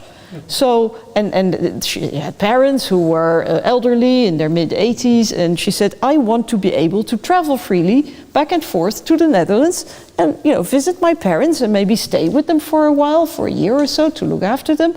But So she was made to choose, saying, you know, you have to either become British in order to retain the rights that you have, but then you cannot travel freely and see your parents anymore, or you stay Dutch and you can go and see your parents, but then you cannot stay here anymore. So it's... These are terrible dilemmas, and like in my family, I've witnessed this as well. Luckily, my wife is from Northern Ireland, so she is British, but she also has an Irish She's also a passport. European citizen. So she was here and had a working permit and everything based on being British. Then she got a letter, well, sorry, like with Brexit, everything is going to change and we're going to inform you. And then she could luckily inform them, well, I'm Irish as well, so that nothing changed for her. But yeah, so there are some interesting things happening. And so my children, they are Dutch, they're British and Irish. But yes, what do all those nationalities help? And like, if you want to enfranchise people on the basis of nationality, and this is something that Maarten Vink, your colleague Patrick, suggested might be the right way to go about this. Like, people would end up, like, if they live for 5 or 10 years in one country and then go to another, like I've lived between Italy, the UK and the Netherlands, I would by now, if I would have wanted to be part of the political discourse in Italy and then in the UK, have had to acquire Italian nationality, British nationality. So Maarten still seems to think that this is the way forward, but I just don't see it. I think what Sophie is saying, just people should be able to vote where they live, where they form part of the society, of the demos, where they pay their taxes, should be embraced and brought in, and that's the ultimate also way to integrate them. As you say, this is something that's... Political debates, because Sophie also earlier mentioned that a lot of politicians play the national card constantly about these things, and this requires a completely different perspective on nationality, what a state is as part of the EU, what it is in terms of a place where people live and what those people are. Huh? It really makes them more citizens than nationals of a country, and that is quite a big shift. Because and it's the public discourse is hysterical, like about multiple, dual or multiple citizenship. It's like if you listen to the debate in the Netherlands, it's like if we're going to import Martians or something like that, taking over the countries. Well, there are plenty of countries in this world who have, multiple citizenship, and they have not been, struck by lightning or wiped off the map or something like that. They're actually doing quite well, those countries. So this whole hysterical attitude, I mean, this is now what we used to have dual citizenship in the Netherlands. It was possible until 30 years ago. Well, we were doing pretty well until then. And as I said, there's also this very hypocritical attitude, because there are, I don't know how many annually, but up to now there are some 130,000, 140,000 people who have acquired EU citizenship by buying a golden passport, many of them in Cyprus or Malta. Now they are Russian oligarchs, they are members of the Saudi Arabia royal family. Nice people. They are Chinese business. I mean, they're people you go like, okay, so exactly how are you rooted in the community that makes it you deserve a passport? And nobody. If you talk to the national governments, they refuse to tackle this problem. They don't think it's a problem because it brings in shitloads of money. So all of a sudden, all this talk about how you have to be connected to the community and really, embed it, all of that doesn't apply anymore all of a sudden. Because these people don't even, I mean, on paper there is a residency requirement. You actually have to live somewhere, but nobody bothers to check. So, I mean, there are examples of somebody who had rented a garage somewhere in Malta, he was never there, but he had an address. Got Maltese passport. I mean, there was a New Zealand millionaire or billionaire, somebody really rich, I forgot his name now, but he bought a Maltese passport, and he was a very strong supporter of the Brexit campaign. So, it's and then the people who were against Brexit, they actually lost their citizenship. I mean, it doesn't really get more cynical than that, does it? Oh, I totally agree. And especially if they don't pay taxes there, if they don't work in Malta and pay taxes. The whole idea behind it usually is to avoid paying taxes Exactly. or to launder their dirty money, or I mean, it's rarely because they have been, you know, even when they were just a little baby Russian oligarch, they were dreaming about having nationality. You know, it's crap. It's all they're shady people with shady money and shady business. So, but they can buy their way into to the European Union. They can buy citizenship. But if you're an honest citizen, you're Dutch and you move to Italy or to the UK, or even indeed if you're not European but you want to come here and work with your hands, you know, which is not a crime, then you're treated as a criminal. You don't get these rights. You have to integrate, you have to behave like us, but you cannot vote. You have to speak perfect Dutch, know about Dutch history, know about how we treat each other and deal with each other, but you never get to say anything. We had the conference this morning about Brussels, and there's a very good resolution by the Brussels Parliament which does deal with this issue. And they deal with this issue very simply by saying this is the number of EU citizens living in Brussels, the number of third country nationals living in Brussels.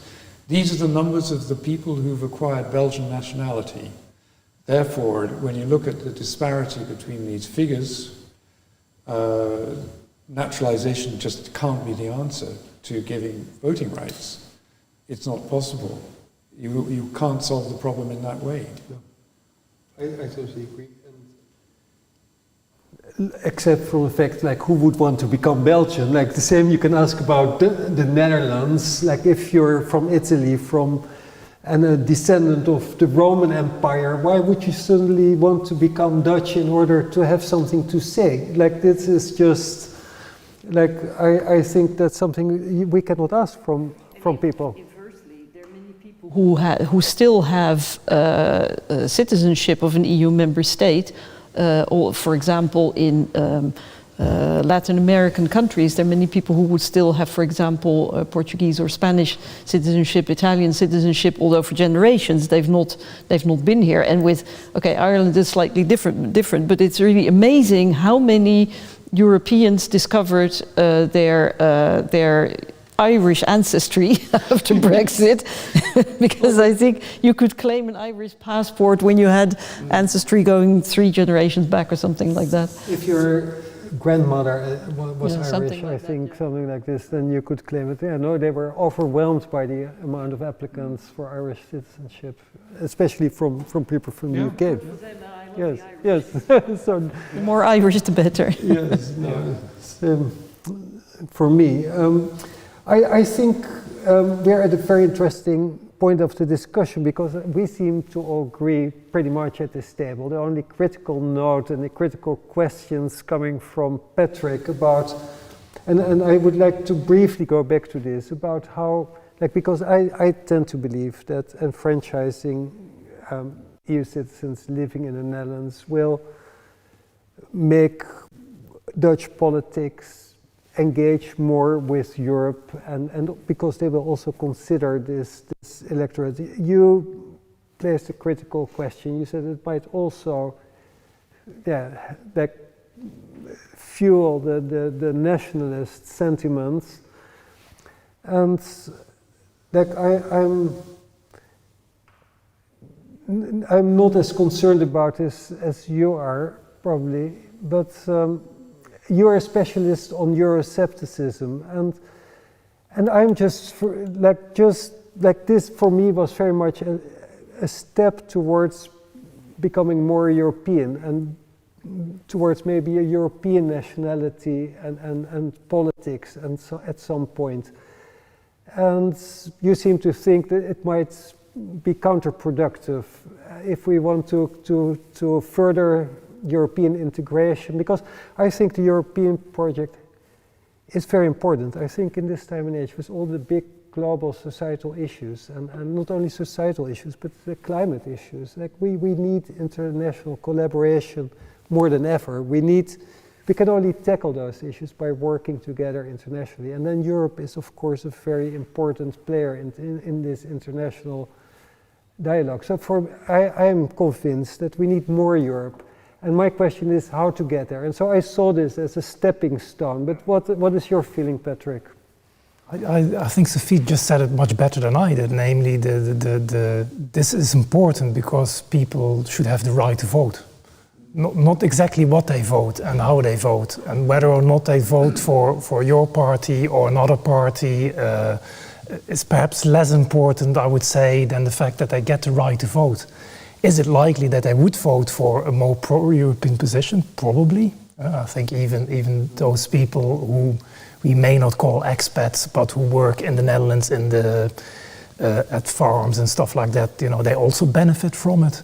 But I don't think the aim of this should indeed be more or less European integration, but rather the first step might want to be giving them voting rights, because it makes sense to give them voting rights, because they do pay their taxes, they've been living here for many years. But indeed, there are all kinds of obstacles. And I think it's a very Dutch-centric approach, because I'm thinking of this other example, Hungary.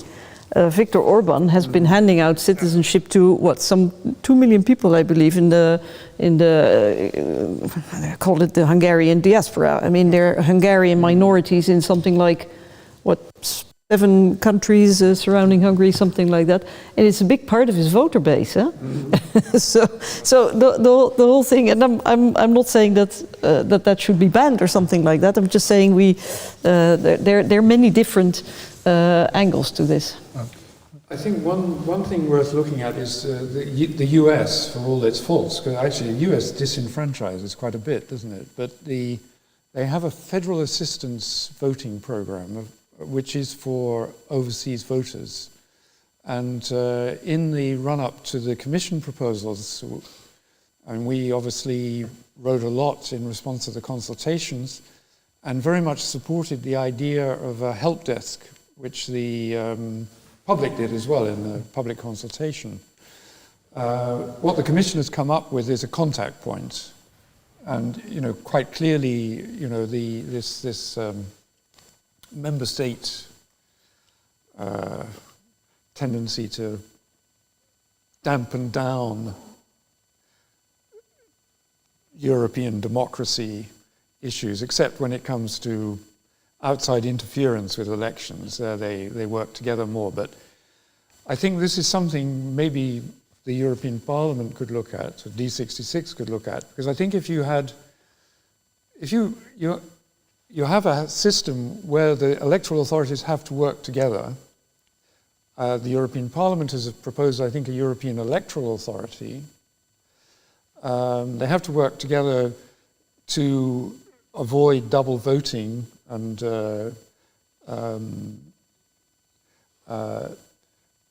make cross-border voting easier possible. Our argument, I think, what we want to develop is the idea that if you had some sort of European help desk for municipal and European elections, then why not for every election? Because if you have to set up systems with the electoral authorities in all the member states, and it's there is some cost involved with that and bureaucracy. Why not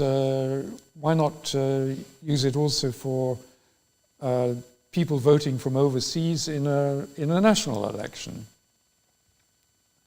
I completely agree. I think or EU's. So if you're looking to sort of ways where you could somehow Europeanize a bit more, I think this would be something to look at. And I'm personally very much in favor of something of this kind, because I do see that the EU has all these assistance services on European rights, with Your Europe, with sort of 800 offices. It has Your Europe Advice. It has Solvit, which is sort of problem solving on internal market types of issues.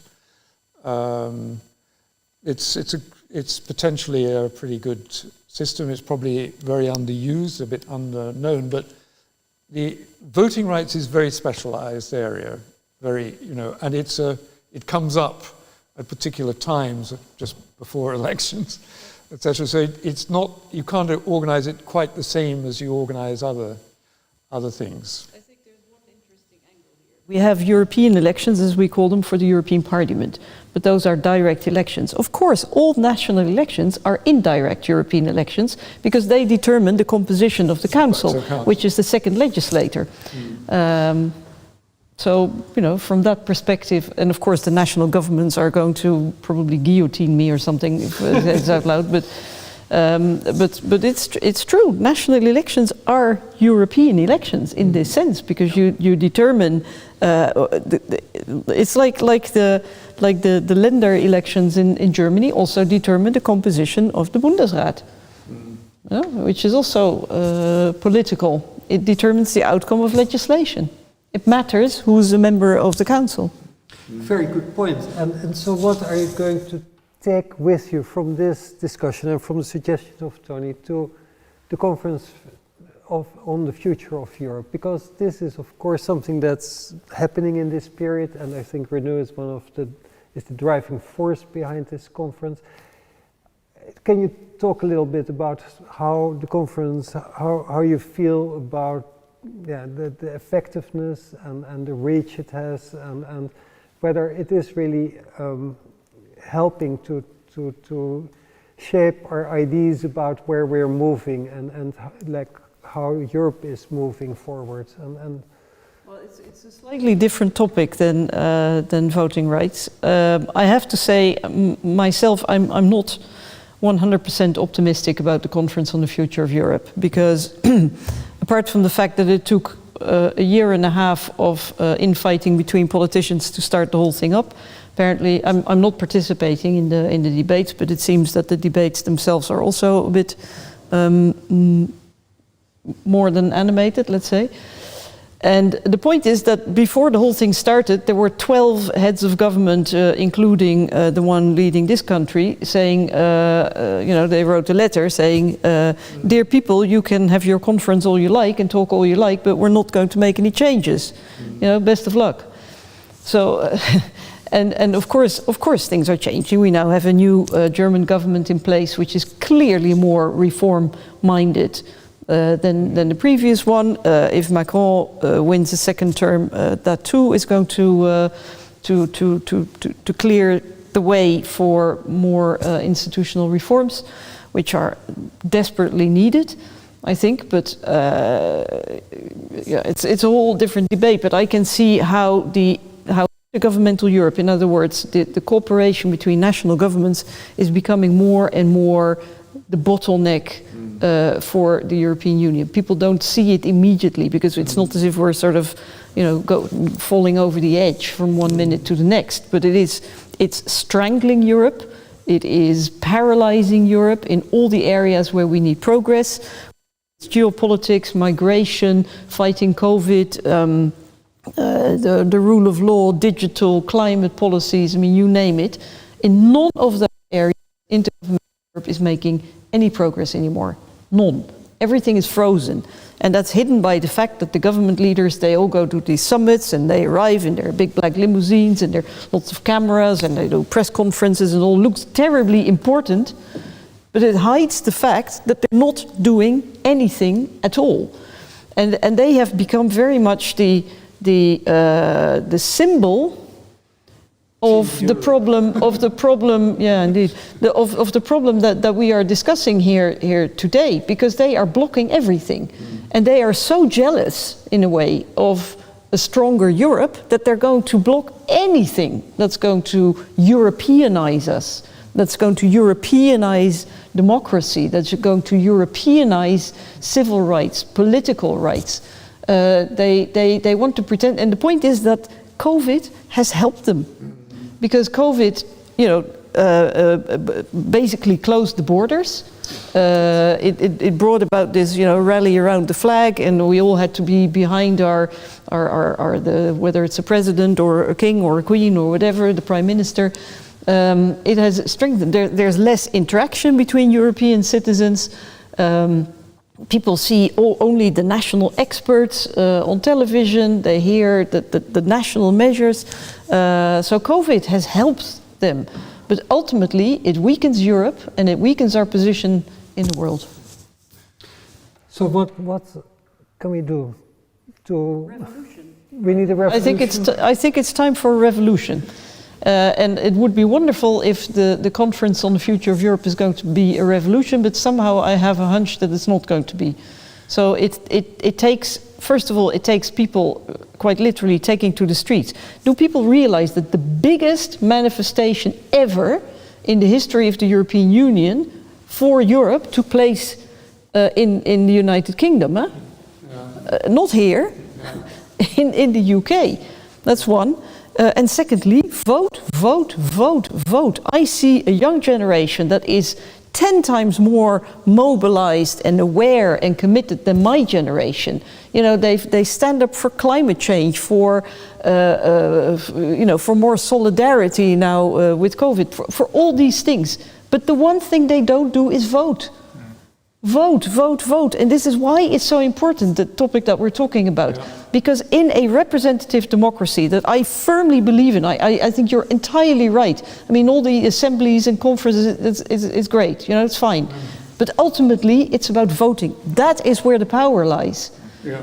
And that is why I think it is crucial that young people, you know, vote. Don't only go on strike on Friday for climate, but vote, vote, vote. And that is why everybody should have their full voting rights everywhere, no matter where they live. Yeah, there was an organization in Romania called Generation Vote. And they formed themselves because they really hated this message, that they didn't care about politics, they just cared about single issues. And it got thousands and thousands of supporters. It did very well, but only in the run-up to an election. I think there has to be some way of sustaining these kind of movements. Next year is Year of Youth. 2022 is Year of Youth. And I think ways have to be found of getting resources and support into these groups of young people who, you know, when they think about it, sure, they see this is actually vitally important, and they know what happened in the UK, that they didn't vote in the referendum. They know that. If the Europe would have voted, there would have not been a Brexit. No. So they. There was this brilliant campaign in the United States before the elections. It was a clip, I mean, I'm sure you saw it, with only old people, very old people being interviewed, and they were looking into the camera saying, young people, don't go out and vote, because, you know, I'd like to keep my don't go and Yeah. And it was fantastic. But that brings us back again to the issue of today, because one of the interesting things is, so I have a lot of international students, they study European studies, but each year, or each time that we have local elections, they also ask them, did you go out and vote?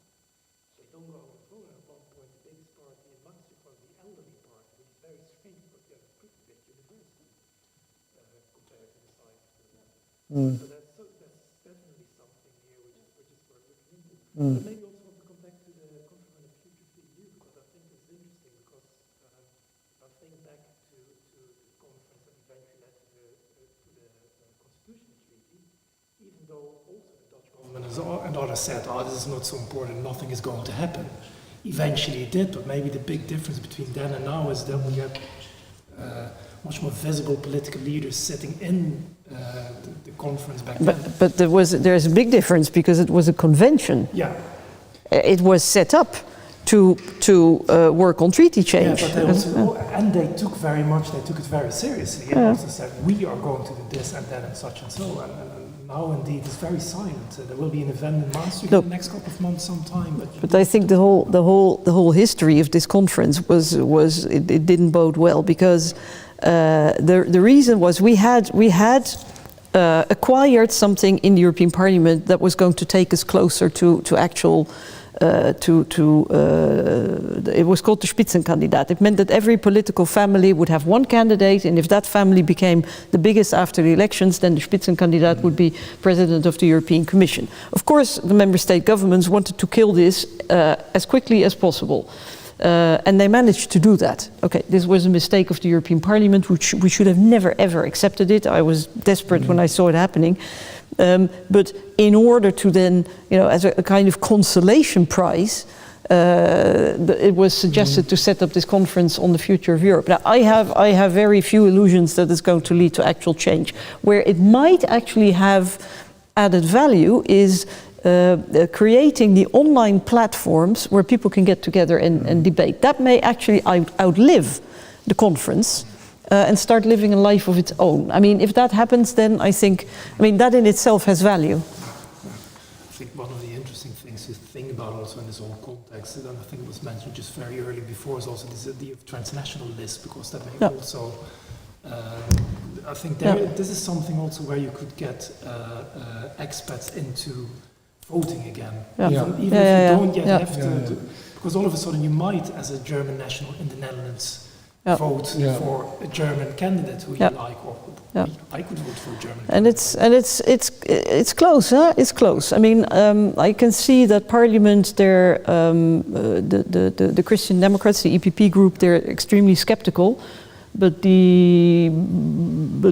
because of the whole political constellation, they may yet support it, then there will be a majority. And if we have both the German government, who's in favor, and Macron, who's also in favor, then there is considerable political momentum. And then the question is whether it will be on time for the 2024 elections.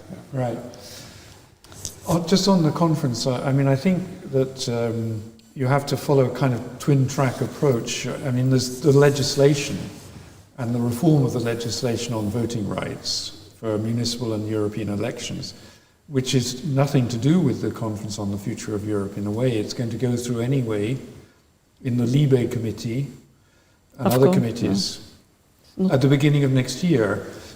So that's a chance to improve on what exists and develop what exists, maybe with ideas like a help desk or extending municipal to regional elections, this kind of thing.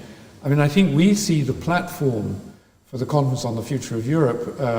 We put our statute on European citizenship on there. That's more for the longer term, more constitutional type of issues, for trying out ideas. And I think that there is a consensus that this platform will continue after the end of the conference. I don't, personally I find it quite difficult, but that's my generation. I have difficulty with these online things, but it has been designed in sort of cooperation with the more advanced cities like Barcelona and elsewhere, which have these online participation tools. So it is something which could be developed for the future.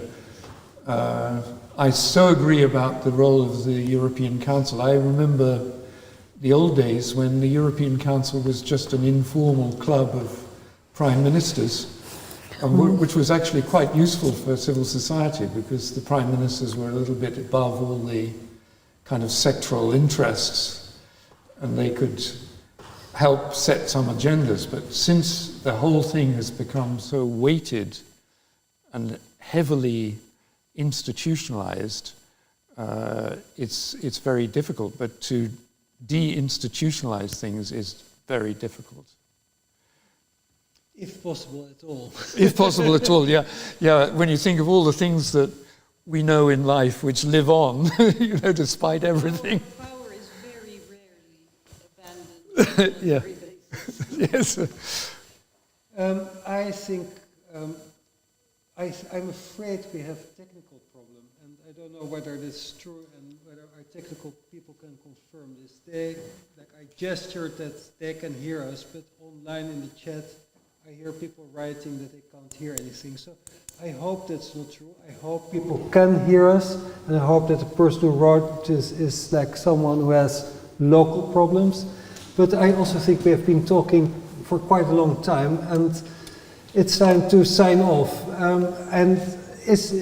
Do we do a last round with remarks like a call for action, for revolution, anything? I would like to start with Patrick, then I will come to you, and I think Sophie should close this conference with a call for revolution, or anything you want to call. Patrick, for you. I think it would be important as a party to find other parties who are like-minded to support you on this. I'm thinking of parties like Veld. I guess they would be in favor of this. I assume. Probably also the Greens. And I think if you can get this going, I think this could be really interesting and become very interesting. Maybe it will not be achieved within the next couple of years, but it could lead to a very interesting debate, I think, about the future of democracy. And maybe linked to that also, we've been talking a lot about this as a matter of representative democracy, but those online fora and all kinds of pilots we've had in different European countries, but also direct forms of democracy could perhaps also play a role in this and making people enthusiastic again about participating and also making expats. Here you can sign the petition. Exactly. Yeah, you can sign the petition. Yeah. Yes, Article 21 of the Universal Declaration of Human Rights says that you can participate either directly or by equal voting according to the principle of universal suffrage. I think by participating directly meant that you could be a candidate, probably in 1948. But I think the modern reading would be, yes, you have participatory democracy and representative democracy, so we could kind of revisit these basic notions and put them together more firmly. I think that's one sort of conceptual idea. The other thing I'd like to say, particularly to the signs behind you, visible signs behind you, is that we did a timeline of progress towards universal suffrage. And it's very interesting the way in which change comes with groups of countries, quite rapidly. So what Patrick says is absolutely right. I mean, you could achieve maybe a reform in the Netherlands. Okay, fine, but you're doing it for EU citizens, 1 out of 27 EU member states. My question would be, how can you create some kind of snowball effect?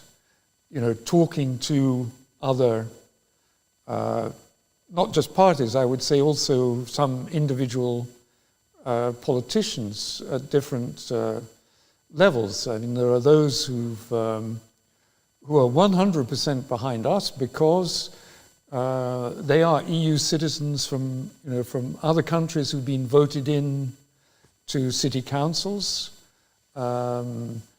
They would like to see this kind of change.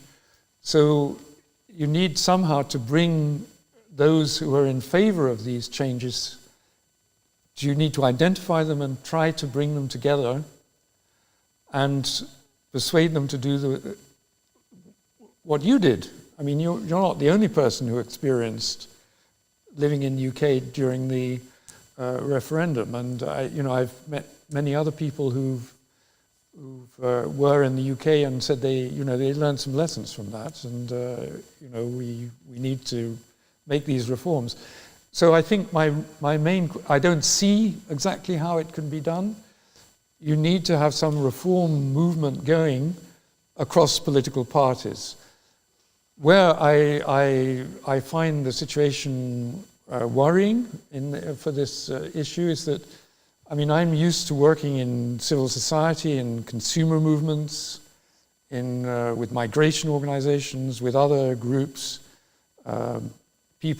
whole lot of people who advise people on their rights, etc. It's quite strong, but not in this area.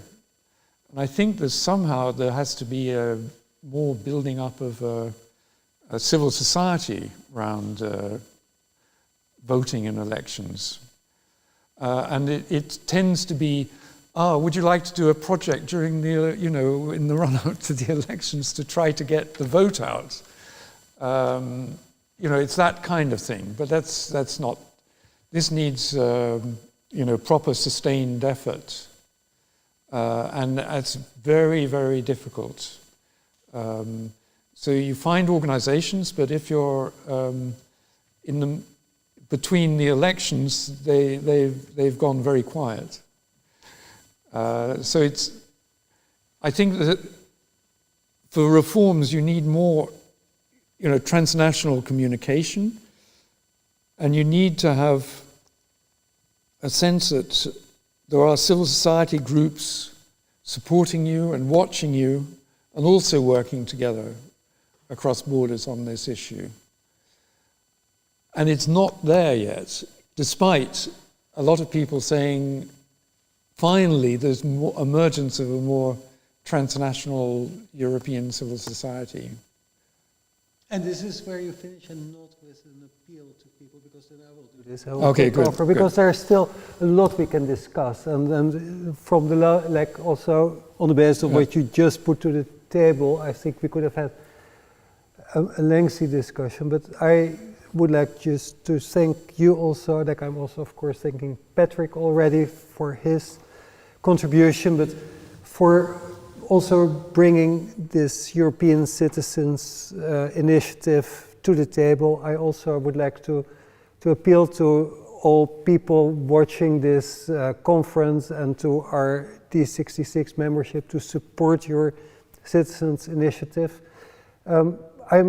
Before I'm going to pass the word to Sophie, I'm going to the end titles of this conference. I just want to thank ECIT Foundation and Voters Without Borders. I want to thank the Friedrich Naumann Foundation for their support. And then, of course, my own team here at D66 Delft. We are in D66 house in Delft, and my board and people of our campaign team worked hard behind the screens to make it possible for us to sit here and have this chat. I also want to remind people who have been tuning into this conversation that we have an international working group. It has been started in Delft, but also Amsterdam and Utrecht and some other cities are now starting up their international working groups. And there will be, under the umbrella of the Thema-Afdeling Europa, the Europe working group, an international working group that will come together in The Hague. And please, if you're interested in Dutch politics and you're living here and you're based here, know that you're very welcome to help us, to join us. And that would be my last appeal.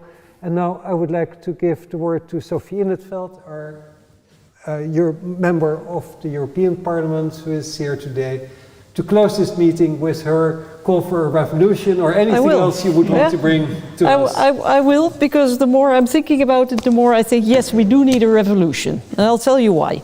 I'm a member of D66, Democrat 66. It was founded in 1966 by people who felt that our democracy had to be radically reformed. We needed radical democratization of society. And the threats to our democracy are a hot topic at the moment. Joe Biden, President of the United States, has organized this mega summit, and then there is a lot of fighting, who's a democracy and who isn't. Everybody is aware of the fact that there is democratic backsliding. Yeah. 2/3 of people in the world are no longer living in a democracy. And we are talking about all those different countries, the state of democracy in the US, in Hungary, in China, never about the EU. Never do we talk about the state of democracy in the EU. And I don't mean the member states, I mean the EU as a governance system. And I can tell you it's dramatic, because I have mentioned the European Council of Government Leaders a couple of times today. If you think of it, it is a body that has absolute power.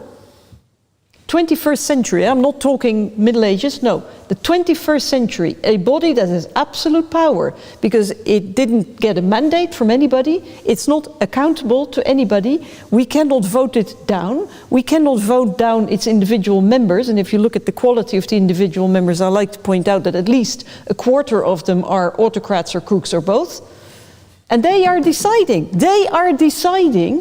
policies and legislation for all European citizens, and yet we cannot send them packing. This is ridiculous if you think about it. And yes, we have a directly elected European Parliament, but it's like the whole European Union is I call it in the little booklet I wrote about this, it's like a big intergovernmental trunk, it's the European Council, and then there's a parliamentary twig. We need a fully fledged parliamentary democracy in the European Union with separation of powers, accountability, checks and balances, powers and countervailing powers, all of that. So it is high time that we start talking about the state of democracy in the EU. So this is not only about voting rights for expats, but it's a related topic. And people are not aware of this. People go like, oh, but talking about institutions is boring. No, it's not boring. It's not boring. Joe Biden is organizing an entire summit about democratic institutions. So let's talk about the quality of democracy in the EU. And yes, I think if we want to improve that, we do need a revolution. It can be bloodless. Bravo, thank you very much. Thank to you all, and this is a topic for a next edition.